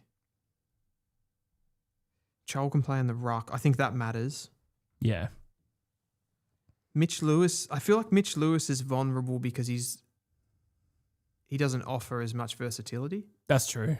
He's not as dynamic as it were, but he is also performing. I was going to say I don't know if you do that. He's in form, and sometimes you just need that trad forward. You do. Grimsby here with a super chat says Mackenzie and Ward are slowpokes. Thank you, Grimsby. Mackenzie and Ward are slow. Is perhaps just referencing the fact that Port's mids played really well, like Butters and Hornfaces in particular. Yeah, well, they would have. Yeah, well, they don't have answers for those guys. A little bit too dynamic. I might go for a little halftime Tinkley. Halftime tinkles. And then we move into Adelaide and St Kilda. Adelaide and St Kilda will be next. Adelaide Oval, another big game. I'll get into the chat here. Gold Coast returned to form with no Sicily back there. 50-plus point loss for the Hawks. Fingers crossed, says Young Tasty. So you're a Gold Coast fan. You don't meet too many Gold Coast fans, do you? Grimsby says, they saw Schoenberg got done for the same thing and thought no point trying to fight it. Yeah, interesting. Watson or Curtis? Watson or Paul Curtis, I assume you mean. Who would I take out of Watson and Paul Curtis? Definitely Watson. Definitely Watson. But I really rate Paul Curtis. He's been incredible.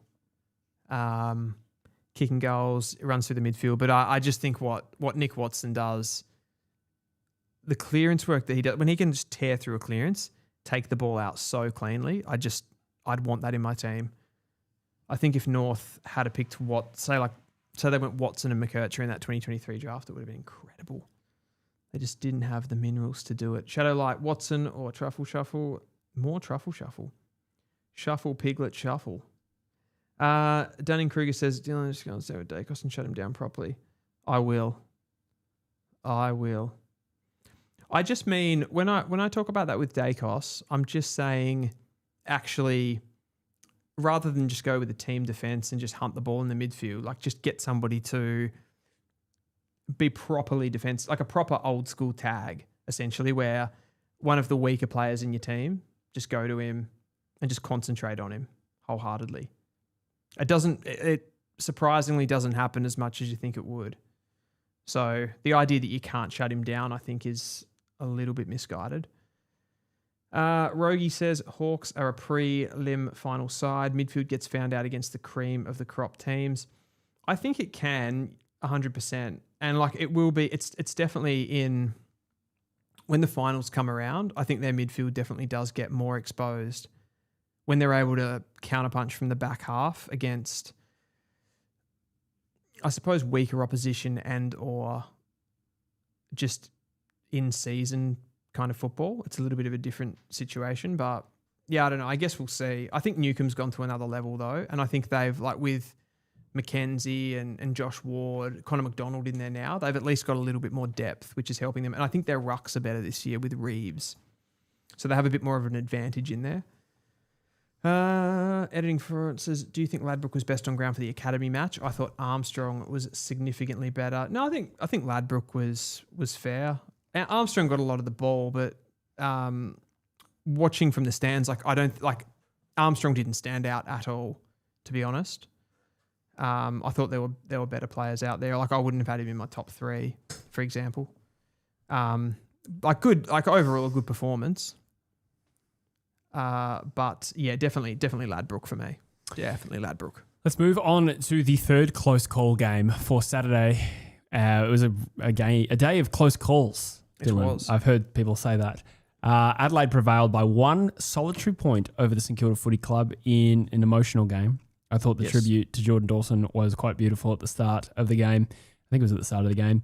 Obviously, tragically lost his brother during the week, which was a terrible story that, I mean, it was just a dramatic week. And it almost, not forgotten about it, that it had happened, but with all the talk during the week, there was just so much going on, and then you sort of reminded a little bit by what happened. Jordan Dawson obviously didn't play, but he watched on during the tribute, which I thought was a nice moment in a bleak time.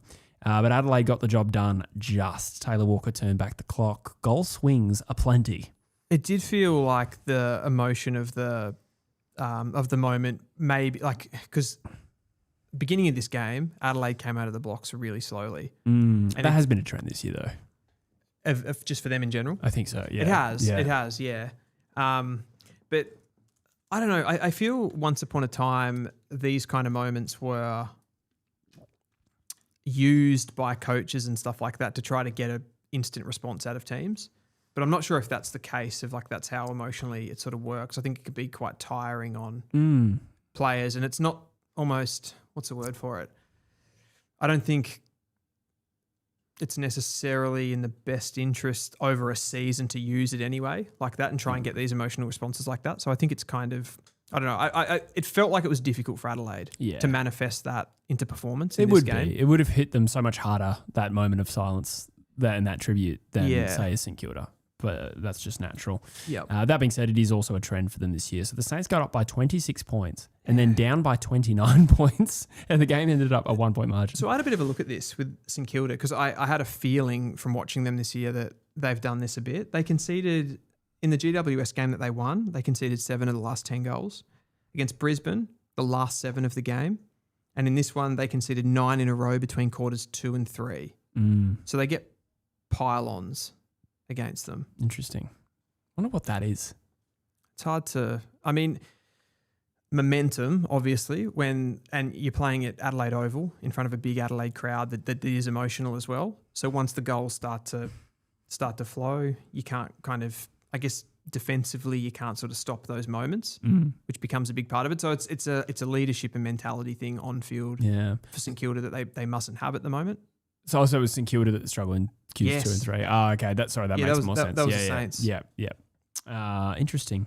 I was going to say for the Crows, it kind of makes sense mentally when you're forced to come back into the game through bursts.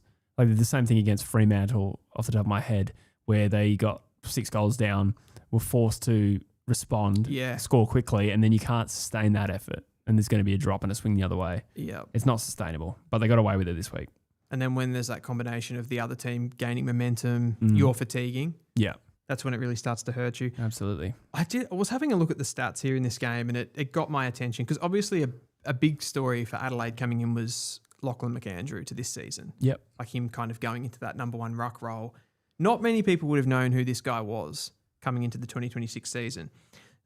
So from centre clearance in this game, Adelaide won that 18-10, just in raw clearance numbers. And overall in the scoring, if you look at it, they scored 4 goals, 226 to 1 goal, 1, 7 points. So they won the centre clearance by 19 points from a scoring perspective. And you've got TDK and Rowan Marshall basically up against Lachlan McAndrew. And from just from those stats alone, from centre clearance, I feel like TDK is not really earning his money there. No. And you're getting the maximum amount out of somebody like a Lachlan McAndrew. That's crazy. I do think, not that this mitigates your point at all, I think TDK, there's an injury concern. He only spent 11% of the time on ground on the field in the final term, that is. It is lucky they have Marshall, but I totally agree with your point. 13 to 7 hit-outs to advantage. And Is it really to McAndrew, 13 to 7? Wow. Yep. That's hit-outs to advantage. And he's rated number 3 on the ground, actually. Yeah, which sometimes with rating points, rucks can be like overrated. Yeah. But I suppose all you got to do is look at where's TDK, where's Rowan Marshall. Yeah. But they just didn't have the impact that you would expect from that tandem. Absolutely. Some shining lights, I think, from a youth point of view for Adelaide. Obviously, they're not a team in transition, but their depth is being exposed a little bit. Yeah. And Charlie Edwards it was a debut, wasn't it? It was a debut. 23 draft, 24, 23. 20, not 24. Yeah, 23. so it must have been 23. It's been around a while. A player I liked in his draft year. It was a Bolter Sandringham Dragons. Yep, that's right. Yep, exactly. And he had 5 clearances and 18 disposals. Another relatively young player, Braden Cook, rated number 2 on the field. He was incredible. Yeah, in so this game. 19 disposals, 7 inside 50s, and went at 90% efficiency. There was a kick. I think he hit up Tex Walker. My memory, when was this game now? It's going back to Saturday, isn't it? He kind of spun out of traffic. There was a big moment on the wing and he just was able to compose himself, turn himself in the right direction and just hit this kick. And it was like, I don't know, sometimes with players you have that moment where you're like, okay, you're very comfortable at the level now. And I felt like that was his. Yeah. I think he was the same draft as Curtin. Was that 23? That was 23. It was 23. Yeah. So looking like a pretty good draft haul. Obviously, Dan Curtin still coming back into the side. I am also mixing him up with Charlie Edwards. Sorry, you were talking about Braden Cook. I was talking about Cook, sorry. Yeah, so I went back to Charlie Edwards. Yeah. Either way, Cookie. overall, I think that's a nice result for the Crows, who are obviously having their depth tested, as I said before, to find a few players that look capable of stepping in and contributing. And they were sort of at the point where if they drop this game, they're... Sorry, I just kicked my leg. Okay, all right. I thought it was a fart. They're sort of at the point where like this game would have rocked their finals chances almost. Yeah, they definitely had to get this one. I think these teams, they may struggle a little bit, Adelaide, against that real top echelon of team, so that these are unaffordable to be able to drop these. Absolutely. Cal Wilkie, All-Australian form. Yeah. Having an outstanding season. He's just good, isn't he? He's just a great defender. Imagine if they still had Battle. Yeah. That's true. Who would they not have in that instance? Probably Travalia. Travalia didn't play, did he? No, but I mean, had they not lost battle? Oh, yes. Sorry, yeah. Yes, one where I assume they would have taken Tyroo. I presume so. Did he? I think he was picked first. Yeah, I could be wrong on that. No, he was. Okay. He was, yeah. Gridio with a super chat. Thank you so much, mate. Says Charlie Edwards, 2 clearances to start the second term after giving Darcy Wilson a freebie was crazy. Absolutely. Gridio's a big Charlie Edwards fan. Yeah? Big Crows man. Yeah, I liked him in his draft. Yeah, he's a very smooth mover. Yeah. And Adelaide have probably done that a little bit, haven't they? Like they like to play players in the sandful before they get into the AFL most of the time. I mean, Draper's probably going through that at the moment. Yeah. Braden Cook was also a fairly early draft pick, wasn't he? Yeah. I reckon in the top 20. Top 20, I reckon. Yeah. Yeah, late first round. Yeah. Might want to fact check us on that. But what do you think of Ross Lyon post game? Did you see his press conference at all? I didn't. Just a classic Ross Lyon job where he's kind of taking the reporters around a bit of a loop where they're kind of asking him about the performance, and then he goes through the games and he's like, have we played bad this season? And then he's going through and he's like, they're a finalist. Just kind of this shithousery, classic Ross Lyon behaviour, gaslighting everyone. And kind of everybody's just too scared to go after him. Par for the course. Yeah. Well, who have they lost to? They lost to the D's. They beat the Giants. They haven't won in Melbourne yet. They beat the Power away. Lost to Collingwood. Yeah, he was just going, and he was like, Collingwood. So he's like, lost to Collingwood. He's like, it was a low-scoring game. He's like, they were, prelim finalist. And he's like, who else did they play? Port Adelaide. Yeah, beat Port. He's like, and then he was like, Port Adelaide. He's like, they were prelim last year, weren't they? And everyone's like, no. Like, what? Which is like, I don't know. He's just telling his own story. Oh, that's good. And then at the end, he's basically gets everybody to agree with him. He's like, that's probably a fair enough call, isn't it? And they're like, yep. Yeah. Oh, what do you do? Spinkscapes says Toby was picked before Tyru. I actually had a feeling that might have been true. There you go. Braden Cook was picked 25 as well, for clarification, which was technically first round. Oh, sure, Tyru was before. I have a feeling I had a feeling he was second. I'm going to quickly look that up, but Spinks would know. Yeah. Yeah, that's pretty much all I had. I did notice that there are a couple of big calls that went Adelaide's way at the end of this game. Not saying anything. Absolutely not saying dangling anything. that out there for you. But they don't get to when it doesn't happen to Adelaide, they don't mind as much. just putting it out there. Oh, Shadow Light says Ross Lyon saying take the score away, and I'd say we've improved. That's right. That was the call. Right. Yeah. That's Adam Uze areas. Speaking of which, we now move into the North Melbourne v Richmond blockbuster, where North Melbourne prevailed by a whopping 75 points. I heard this was their biggest win in 7 years, Dylan. Did you know that? Trevallion was ahead of Tyru. I'm sorry. I just got obsessed with that. Yeah, Trevallion 8, Tyru 10. Yeah. Nice. Go on. Ask me that again. Now talk to me about North Melbourne prevailing by 75 points over the Tigers at Marvel Stadium. Yeah. I was relatively confident that we would win this game, but there's always, when you come up against a team that hasn't won a game, there's that little bit of fear that you're going to be the one that fucks up and slips on the banana skin. I'm usually on the other end of that, the West Coast, to be honest. But I mean, I was so sure that we were going to beat you guys as well. So after that, I suppose there was some level of trepidation. I also thought we were going to lose the Essendon game. I didn't really think we were going to lose this because I think we are better than Richmond. We showed that last year, and we've probably gone up another level again.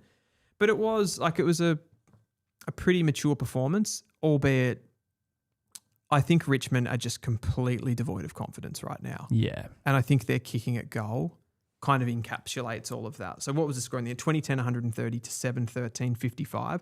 I think at one point in this game, they were like 1 goal 12 or 2 goals 12 or something like that.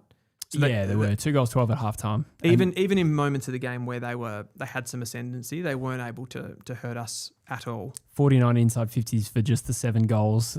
Not the worst team in this particular stat this week. Say that again, sorry? They had 49 inside 50s for 7 goals. There was a team who did worse than that this week, and we'll get to them when we get to the Western Derby. I think I might know who that is. Yeah, absolutely. I mean, they've got... But that's been a bit of a tale for them as well. Just like they're getting the ball inside 50 and it's not quality ball. It's shitty ball. I think you used the phrase Taranto ball last week. Yeah, it's Taranto ball. It's like kicks off the ground, hat kicks. And even when they do get the shots, I think, the forwards are getting such little ball down there, like good ball. I think Jonty Fall had 1 disposal in the first half, something like that. So then you get the opportunities to have shots and you ultimately miss them. It was interesting me watching, because I went to the VFL game against the AFL Academy. Yeah. And you're actually watching that game and you're watching the key forwards for them, which was, they had Daniel Lowther, who was eligible in that 2024 draft. And I'm watching him, I'm going, I reckon he'd do a better job right now, which is crazy. He's not AFL listed, so they can't call him up. There's Sam Toner, who's a medium forward. What was his last name again, sorry? Lowther. What was his last game again, sorry?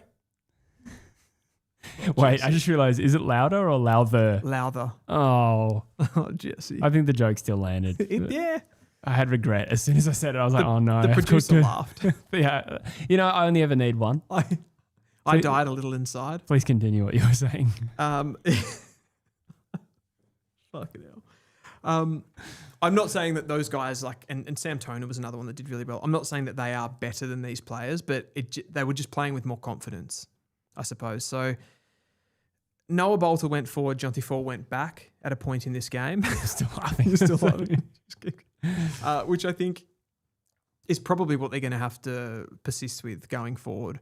But I don't know. Like, this would have been a game from the get-go that they would have penciled in as a possibility to be able to win. This is a like-for-like kind of game. And I remember North Melbourne would always have games like this. And to get blown away by 75 points is just a worst-case scenario. Oh, yeah. I mean, it reminds me of when we played Richmond at Optus. We live-streamed that game. We were like, this might be the Eagles' last chance for a win this year, and we lost that by 50 points. It does happen. Adam Uze's comment, You paint the picture at halftime that you're winning inside 50s and time in front half, and contested possessions and clearances, all the main KPIs you want to be in front of. The hardest part is telling the story when the scoreboard is telling you something different, especially when it's a young group. I kind of agree with this in theory. Obviously, my club is going through a similar sort of arc, but to what extent do you think this is valid from watching this game? I do think there's a point for Adel Vs that fans and the players kind of have to stay the course here. Because he's right in the sense that like they've got a lot of injuries, they've got a lot of young players. They're not going to be able to get that like scoreboard nourishment. I guess the only thing I probably don't like about it is it implies that the midfield's doing a really good job. Yeah. And your forward line's just shitting the fucking bed. Yeah, clearances and contested possessions. I mean, the midfield is the fourth oldest. We discussed that before. And the ball that those mids are getting like is dog shit ball. So I don't know about that. I don't like that. I feel like that's putting blame on the group that needs the most support at the moment. And he's kind of doing that to pass it off himself, kind of saying that like our game's in pretty good order, except for those fuckheads. Yeah, and it also, with all due respect to North, this is not a top 4 premiership fancy that they played either. Well, you know what I mean? Could we mount that argument? I just think it sounds better when you play Geelong, and you point to those numbers. But North Melbourne are not so far graduated from Richmond that a 75-point loss is. I think Adel Vs really needed to come in, like with where they're at the moment. Assume going into this game they were 0-5, right? So they hadn't like played no one's played one less game or anything. That's right. No, that's right. Yeah, so I think he really had to like batten down the hatches and go into warfare here. Yeah. And they just weren't able to do it. Yeah, that's true. We have a question from Shadowlight. Says, does Doveston stay in ahead of Banch, who responded with 3 goals after being dropped? I think you persist with Doveston. Yeah. When he's available to play. Yeah. Yeah, for sure. I don't like Doveston hasn't set the world on fire, but neither has Banch, to be fair. They've both done pretty well when they're playing in the VFL and probably are too good for that level. But yeah, I'd persist with Doveston for now. What did you think of Zerha behind the ball? He had 11 marks, 650 metres gained. Yeah, he did well. I don't know, like he hasn't been playing very well. He's in that, like he's a weird player, isn't he? He's kind of a key, but now we have Larky and Trembath. We've got Curtis, who's that medium type. So there's almost not a role for him as that third player. Like I'd almost rather play another running player a little bit more. I don't really know though, like does he look like a player that could play behind the ball in general? I don't know if it's like sustainable going forward. Is he good enough ball user? What's his ball use like? I don't think, I would agree. Not good enough. Yeah. I mean, you got to kind of stand out if you're playing that role. I think. Like he's got the physicality and all that kind of stuff, and he could probably try to lock down. I don't know. I kind of haven't seen it consistently, and this game probably wasn't the one to judge him on. Yeah. Overall, so I don't know about that. It's obviously worked with Parker. I don't think Parker's a player you would think would be ultra suited to that as well. True. I don't know if you can have too many of those types. I don't know. Yeah. Paul Curtis, 6 goals, career best. Yes. Presume? I don't know if that was career best actually.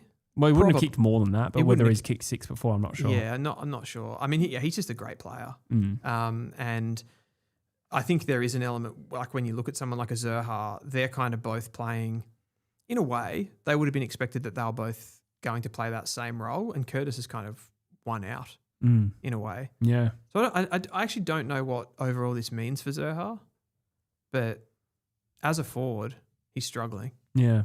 Yeah. Got some other options there as well. Yeah. Curtis, what a pickup though. I think we picked him up super late in the draft. Outstanding young player. Let's talk about North and where they sit in the competition. I think we're going to learn a lot from the next 5. Yep.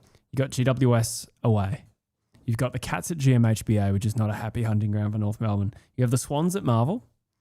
You have Adelaide at Adelaide Oval. And then you have Gold Coast at Marvel. And you've got Fremantle in Bunbury. You're playing all of those teams could conceive, except for GWS, conceivably play finals this year. Yep. In my opinion, anyway, GWS. How many points will you steal from that? That's a good question. I'm actually really, like, as a fan, I'm really excited for this stretch of games because this is what I hoped out of. It's probably, I feel like this has been the easiest start to a season that we've had, like the best draw, and I feel like that's given or should have given the players enough belief that we can go into these games a little bit more plucky Yeah. and have a bit more belief that we can match it. We've also had the Brisbane game wedged in there. That's right. Where we did really well. Yep. So I think that's important. I'm a bit worried towards the back end of that. If we start this period slowly, there'll be a fatigue element and there could be some bad losses. Yeah. The question you asked me was how many wins, right? From that group. How many games? I think that's 6. Let's go. Cats. You said Dockers are in there. Yep. The Swans, Swans. the Giants, Adelaide. Okay, so we should win at least 5. I'm kidding. The reason I looked at you is I thought you misheard the question or something. I just wanted to see your face. I hope you get a win in Bunbury. I think. Do you think we'd go into the Giants game favourites? Not in Sydney. Not in Sydney. I get what you're saying there. We streamed a game. I know it was last year, different story, but we streamed a game where it got really ugly for the Roos in Sydney against the Giants last year. That's in my brain as I think about it. The Giants are just a little bit Jekyll and Hyde. Like if they're playing well, they could smash you, but you could also beat them. Yeah. I'd like to say that we could win. We could beat the Giants. And we could at least pinch one more. I don't know which one of those. That would be enormous if you did. Yeah. If you got 8 points from that run of 6, I think that's an outstanding result. I'd like to think that would be my expectation. Okay. That's a tough run. It's just the way your fixture is structured really strangely. So pretty soft start to the year. Yep. Then a really tough run there. And then it gets... And then you've got West Coast at Optus, Richmond at the MCG, Essendon at Marvel, and the Power away in consecutive weeks. Yeah. I worry that after that stretch of games, we could have a mental fatigue factor and then come into that weaker section quite fatigued and struggle. But anyway. Joshua James, is saying there was a Canberra game. I might have missed that. Maybe it's not in Sydney. Maybe it's in Canberra. Oh, okay. That's the one against the Giants. Yeah. Yeah, okay. Interesting. I can't remember. I feel like they're not amazing there. Shadow Light says Sherry, Foss and Pink to come in against the Giants. Well, that's true. Who comes out? Well, Cherry, yeah. Yeah. Did Coleman Jones play this week? Yeah. Yeah. Coleman Jones can fuck off. Like, too much? No. Yeah, Sherry straight back in. Foss straight back in. I'm just trying to think who was... Just let me bring the team sheet up really quickly just to answer that a little better. Who was the extra mid? You wouldn't bring Powell out, I wouldn't have thought.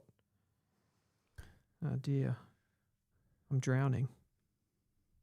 Teams, here we go. So, Callum Coleman-Jones absolutely comes out. And then you go, I think you go Charlie Spargo out.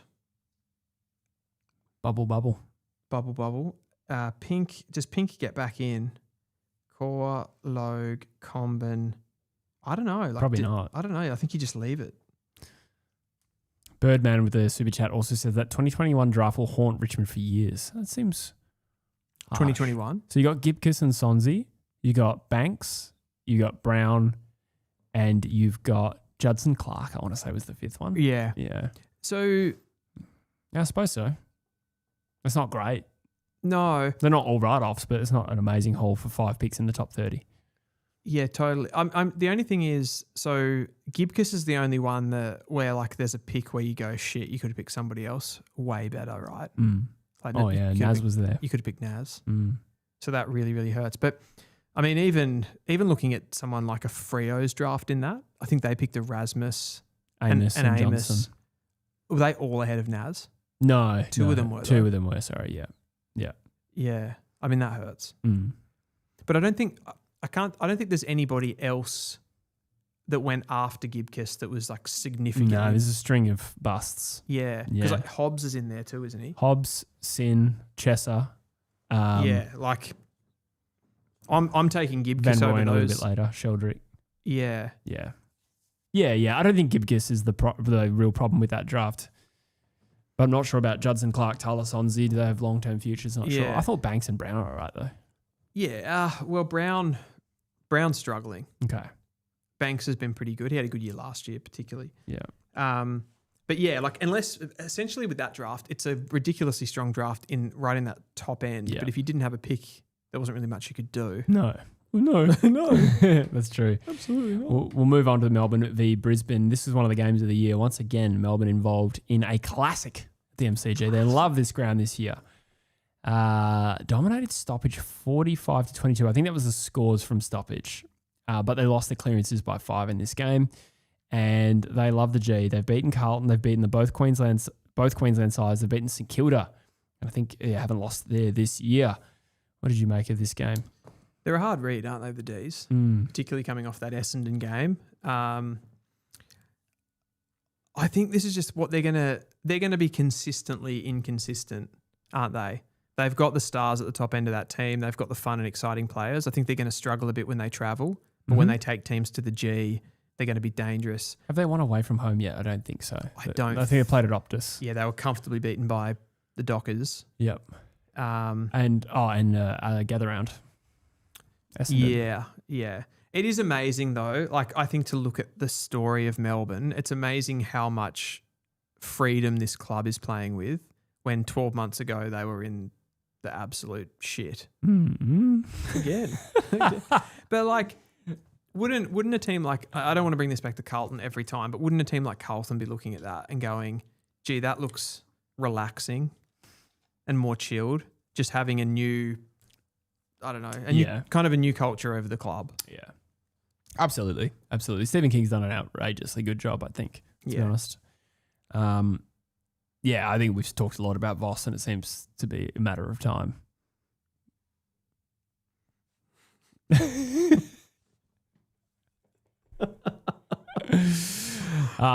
Lions down to 2 fit players on the bench, which is worth mentioning. Jared Berry did a calf. Bruce Revel was off with cramp. Answorth was concussed, I believe. So that was unhelpful in the dying minutes. Did you see the Harrison Petty incident? Oh, yeah. We have to talk about that. Yeah. So I didn't see it. I read about it because this overlapped with West Coast. Yeah. So there's an incident in, I want to say the second quarter where he goes up for a marking contest. It looks fairly innocuous, but there's a clash. The player coming back with the flight and he's going forward and there's a clash of heads there. Yeah, okay. And then essentially a quarter later, he's having a kick in. He turns the ball over. Not a quarter later. Wow. Yeah. I think they actually were reporting it as a quarter and a half. Wow. I haven't got a full eyes on the timeline there, but fulcrum. Turned the ball over a couple of times and then essentially just was really uneasy on his feet. He had to be sort of helped up by, I think it was actually Xavier Taylor. Yeah, that's right. Yeah. On debut. So a weird one and not one that you see regularly, but I guess just that is the ambiguity around concussion. Yeah, what's the word? It's not weird, but it's chilling a little bit when that stuff happens. It kind of creeps you out. With all due respect, not the most respectful word to use, but it gives me the heebie-jeebies a little bit when I see players struggling, like from a balance point of view, like looking confused. The delayed element of it throws you. I don't know if you remember this at all, but like I think it was the Euros back in, I think it was like the COVID Euros. Okay. When Christian Eriksen, I remember the Danish player, and like he essentially kind of like died on the field. Yeah, that was terrible. Brought back, like that kind of thing. Like it's just so you feel like you're there in those moments. Yeah, that was shocking. That was hard to watch as well. Different situation naturally. I think that was his heart. It was. It was just that. I don't know. It gives us, when you have those things and you connect them, and there's like a similar emotion attached to both. Yeah, okay. Like watching that. You felt uncomfortable and you felt like you shouldn't have been watching it, but there you are. Bit of that going this weekend. Yeah, exactly. Yeah. So I don't know. Like I don't know what to take from. I don't know what bigger picture this game gives us overall. Like Brisbane, they've showed too much consistent winning when it matters to think that this game to them isn't that big of a deal. It's a great win for Melbourne, though. It is a great win for Melbourne. I did have the question here: will the Lions still make top 4? They sit 3-3, and I would point again that obviously I still think they're in the top 4 sides of the competition on quality, but it's just a case of qualifying for that top 4, which is still absolutely their North Star. But Geelong, Hawthorn, Swans, Suns, and Dockers, there's just not a lot of margin for error for losses that you don't expect at the moment. I agree with you. Like devil's advocate to that, the last 2 seasons we've kind of had that rolling narrative across the season, and every time they've been able to go on a run of games, and they're probably the one team in the competition that get a really difficult group of fixtures and seem to be able to just win them all. You know what I mean? Like Yeah, last year we had that same conversation. Remember there was the Lions, there was the Giants, the Hawks, the Dogs were in the mix to like who was the team that were going to jump in and who was going to fall out. And all of those teams were vulnerable, but Brisbane were the one that were able to go on that big run at the end. Yep. They had the toughest draw and they were able to knock all those teams off and make the top 4. Yeah. That being said, I get your point. Yeah. I mean, you still want to aim to avoid having to travel in week 2 of the proper finals. You don't want another away semi, especially because there will be travel involved. You're laughing at semi again? Away semi. Away semi. The worst kind of semi. Yeah. I'd much prefer a home semi. Getting chipped out of the comments. Someone said, still have D's bottom 4. I've already come out and said that I was wrong about that. Am I going to have to say that every week? I love how you're getting so much shit for that. Yeah, I understand. Like it's nowhere near the worst call. I understand, but at the same time, I feel like it's come up a lot, and I'm going to address it until round 24, apparently. Yep. No, but fair enough. Fair enough to chip me out for that one. Someone also pointed out, is Harvey Langford now a +4? He did have 3 goals in 27 today. Any temptation to put him up in our youth points series? I think there's an argument for it. There's an argument. I don't think I'm ready. No? I'm not ready yet. Yeah. I think I've been impressed with the fact that he's playing like on the wing. Yeah. You know, like I think there's a lot more to his game. Stephen He's King proven. is using him just like Ollie Dempsey. And Stephen King came from Geelong, remember? Yeah. They're basically, so there is, it's not a regular wing role. It's one where he can really show off his attributes. Yeah. But I am surprised because you look at Ollie Dempsey, he's an elite runner, and it's not something you would say about Harvey Langford necessarily. So yeah. he's doing a really good job. Yeah. Really good job. And he hurts you with the ball. Yeah, absolutely. Should we move on to game of the round? Game Are we there? of the round. Yeah, absolute ripper between the West Coast Eagles and the Fremantle Dockers, with the Fremantle team just prevailing by a mere 56 points. Did you watch this game? I watched a bit of it. Is that 9 out of the last 10 derbies they've won? Mm-hmm. This isn't really a rivalry anymore, is it? It's never really been a great one. Hasn't it? I think for the last 20 years, you'll find that the win streaks trade. And I think there's very brief moments in time both teams are good.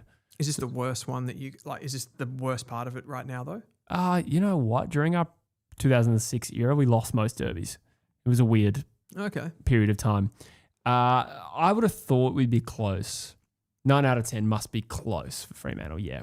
Because I think they've won 7 in a row before, and then we'd win a streak. Whereas it doesn't feel like that's going to end anytime soon.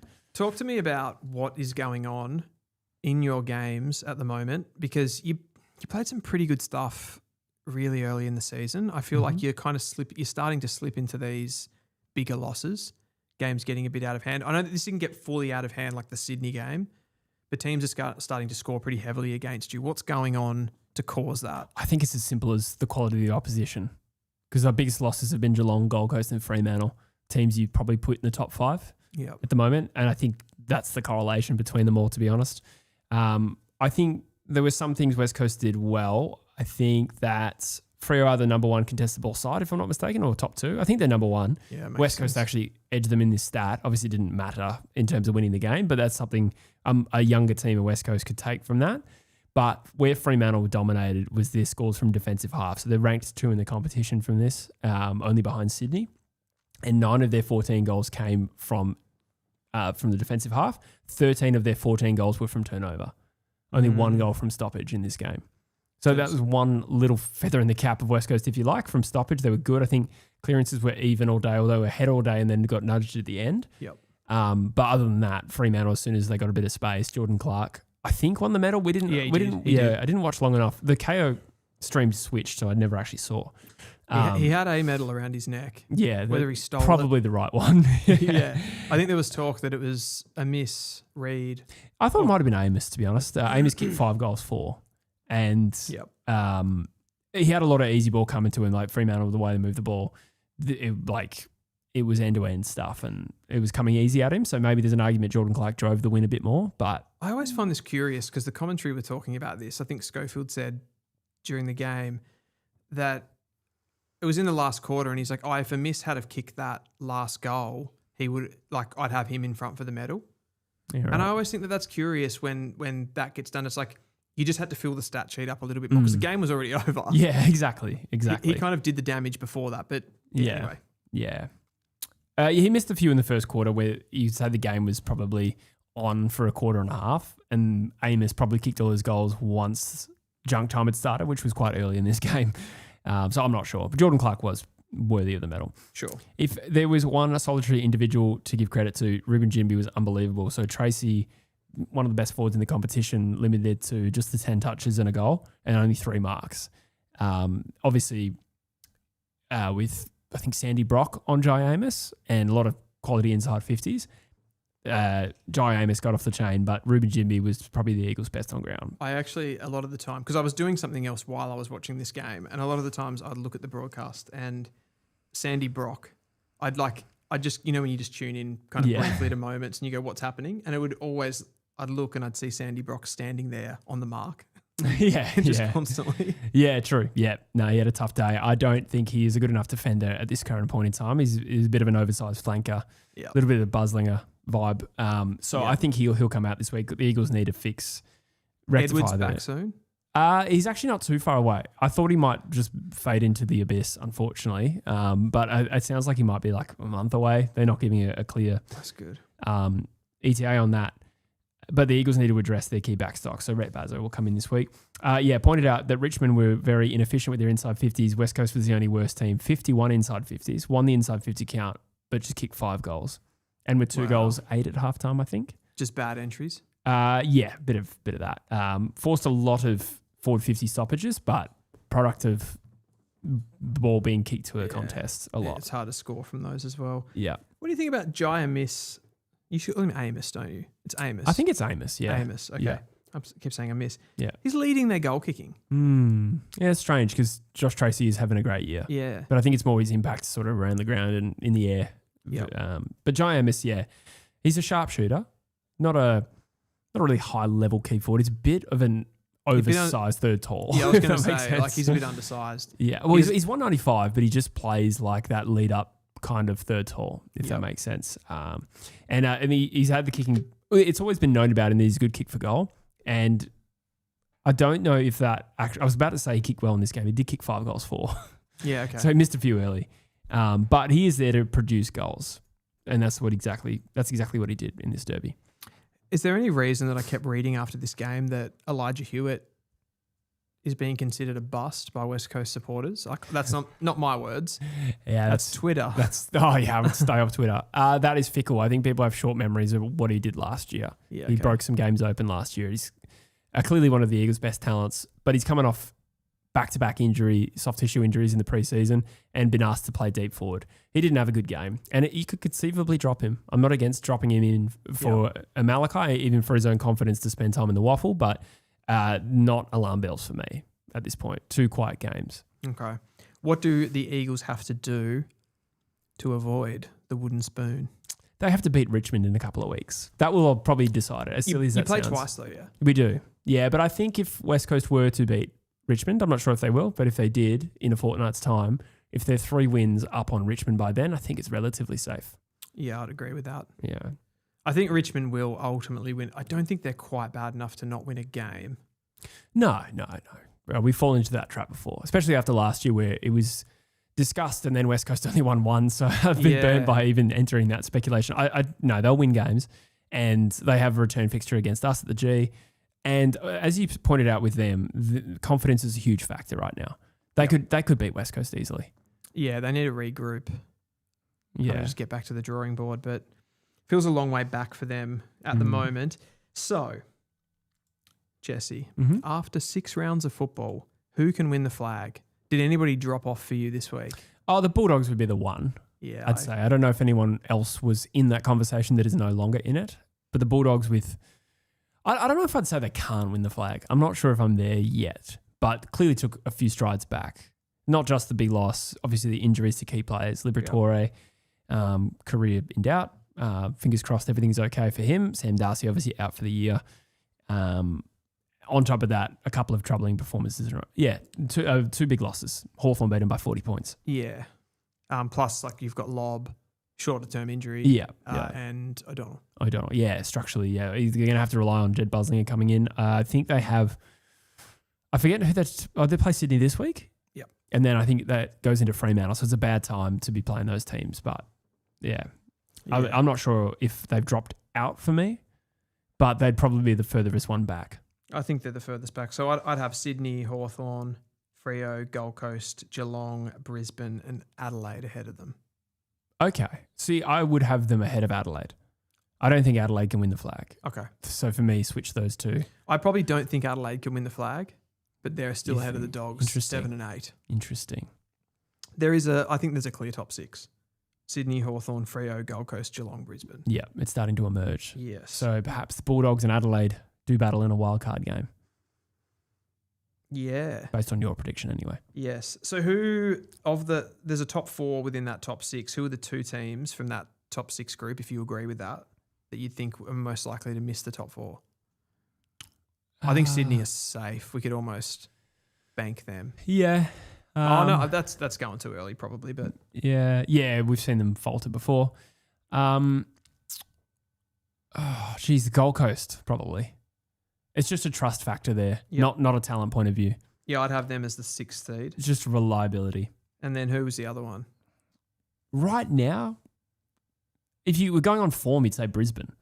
But then you go back to everything you just said before about how when the whips get cracking, they're probably going to be the team there on the last day in September. They fucking love a game with a lot on the line. But I think they can miss the 4 and still be that team. Yeah. It's just about whether they win enough home and away games. I'm not sure exactly where I sit on that yet. I sort of feel like the 2 that I still expect, I think 2 of Freo, Gold Coast and Geelong for me. To miss. 2 of those to miss. I think Freo's probably more likely to make the 4 than Brisbane, but are less of a premiership chance. Yeah, okay. There's your hot take. Ew. I think they'll bank enough wins. Fremantle. Let's clip that up. Yeah, I think they'll be reliable. Passing big tests. They like playing good teams, and they play well against good teams rather. And I don't know if they're too vulnerable against the shit teams. I think they'll win a lot of games this year. Interesting. We've got a few people in the chat here. Liam Duggan has to be out, says Michael Spicchia. I agree with that, Michael. Baker back or Grego in? I'd keep Baker forward and I'd probably bring in Tom Coll or Grego. I didn't watch Grego in the waffle, so I'm not sure on that one. Gotcha. But Tom Coll at least for the leadership. Hockmeister says Eagles are cooked. Do you agree with that, Coll? What's that in relative to though? Like we're already bad. I'm not sure if I don't know if they're cooked. Like they were just a young team that performs poorly against good ones. Yeah. I think already you've been better this year. If you look at the whole season in totality and you remove the last couple of weeks, which have been bad, it's a better season already than last year, right? And the fixtures have either been winnable games or completely unwinnable games, whereas now we go into a game against St Kilda where I'm not sure if it's winnable, but it's somewhere between that and guaranteed 10-goal loss. Yeah. Which makes it an intriguing matchup. We'll see exactly where we sit in relation to them. And then we have Richmond after that. And I think Essendon not long after. So I think West Coast, like all of those bottom teams, if they're coming up against a side such as St Kilda have their own anxieties as a football club. And particularly right now, they've got a lot more pressure on them this year and they haven't been able to get over the line in big games. So they've got things that they're extremely concerned about and you can exploit that. Yeah. I think you got to look at that. Whereas when you come up against a Sydney, they're on top of the world right now. Like they're looking to put 25 goals past you. Yeah, and they're just potent as well. I don't know if St Kilda are potent. That being said, they scored over 100 points twice in losses this year. Yeah. Against Melbourne and then the Adelaide Crows. So, yeah, we'll see. It could be a 70-point loss. It could be. But it'd be a bit more fun if it's like 20 points. They won't miss St Kilda by 70, I don't reckon. It does seem unlikely, but I don't know. I don't think they have that in them. It'll be interesting to see, though. We will wrap up the stream. I think, Jesse, we don't have anything else. Do you want to? We should do the Game Day squad. Quick shout out. GDS. Game Day squad. I'll only take a moment. Speaking of Game Day squad, fucking hell. Marcus Bontempelli, of all players to fuck me over, he got tagged out of the game against, I'm just going to bring this up right now. I had a ridiculously good team this week. And the 2 players that screwed me were Naz. Mm. So wait, who did they? Against Adelaide. Yeah, he got tagged. Michelini tagged him. Yeah. And who tagged Bond? Oh, Mullen. Mullen, yep. Mullen. And everyone's saying in the chat that Dacos can't be tagged. He bloody can. Yeah, so this is my defense. Roberts 145. Josh Dacos 112. Oh, now it's got 118. Okay. Interesting. He must have been on a lower score Yeah, gotcha. when I saw that. Bond got 36 points. Yeah, 36. Counted them myself. That's for the Harry Potter fans. And Daniel Busher, who loved that joke. Shall we chuck on the screen record? Please, producer. Yes. There it is. Hey, all right. So we have a quick look at the leaderboard. So that is our starter competition. We have 183 people in the True Footy League. So for the record, you can join the league using this code. We also leave it in the description of just about every video, I think. So by all means, please join the competition. It is a fantasy platform, for those unaware, that is an alternative platform where you can recruit players by opening card packs, which is really fun. That being said, we do have a little bit coming across our screen. That is the club statement from Carlton regarding Elijah Hollands. It says the Carlton Football Club can confirm that Elijah Hollands has been admitted to hospital this evening. While the club acknowledges the public's interest, it again asks the privacy of Elijah and his family be respected. The request for privacy extends to the media to please not report or speculate on Hollands' location and private health information. Okay, so that's just come through. Mitch Cleary's posted that on Twitter. Sorry, it's awkward timing doing the GameDay squad screen reveal there, but just thought I'd let you guys know. Yeah, it's not. No, They can't see that. Yeah, no, but it's still weird for them watching. That's all good though. Thank you for that, producer. So segue just quickly back into this GameDay squad thing, and then we'll get back to that. But this is the competition, guys. So by all means, join in the fun. The round winner in the starter competition was Rang One, and I came 10th. That's a pretty good round. I had a pretty diabolical couple of weeks there. Where am I? In the week or in the total leaderboard? Oh, that's total, is it? Yeah. So are you in the starter competition as well? No. No, I'm in the classic. Okay, so let's look at classic. I joined the classic one this week. So what is your name? Was it MVP? Yeah, 14. So you are 14. Nice. Okay. Where do I come this round? Let's see. Did I beat this round? I did. I came 9th in my first week. Fucking stank. I'm elite. I'll show you my teams quickly. Dashboard, and go to my starter team. This is bronze players only. Yeah, Naz got 118. I think I did pretty well, actually. Not too sure. It's good to have Petrarca back, McInerney. Cameron on the bench with 178, but I think the bench score counts, if I'm not mistaken. I think it does. I didn't know that. How many players do we have there? 18. I'll be complaining 12, about 13, having high scoring players on 18. the bench. Oh, no, I don't think it counts because I think you get the score of the 23 players. My bench this week, Jesse. Is that right? Yeah. Jaden Short, 120. Zach Merritt, 177. Luke Jackson, 134. And Charlie Cameron, 92. Oof. Not bad. This is my classic team. I've still got plenty of salary cap. I have Dan Houston Platinum, which is pretty hot. Cal Wilkie having a huge season, 169 this week as a silver player. Got Windhager in gold. I got Miller in gold. And I do have a golden Errol Goulden. Oh, it's kind of his name. It's a pun there. Rochelle's having a good season. Glad to have him in gold. And Murphy Reed on the bench with 121. He also had a good game.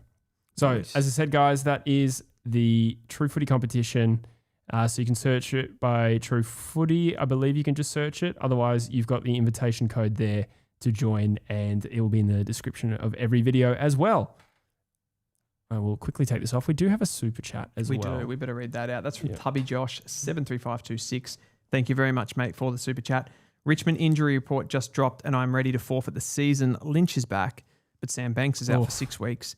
Zane Piker is out for 5 to 7, and Maurice Rioli is out for 4 to 5 weeks. I am so done. Yeah. Richmond had a crisis in 24. It seems to be one every year, most years anyway. Yep. Like we had 2 years of it. Essendon had a year of it last year. Richmond had it in 24. I'm not sure if any team's at crisis levels yet, but that's getting ugly. But thank you so much, Tubby Josh, for your support. I really appreciate that. That's a bad time. I know, Piker went down in the. I think they also had an injury to Trainer as well in that game. I don't think that one's significant, but the Piker one looked pretty bad. Yeah, not good. They just need to get some of these guys playing. Yeah, get games into them. Absolutely.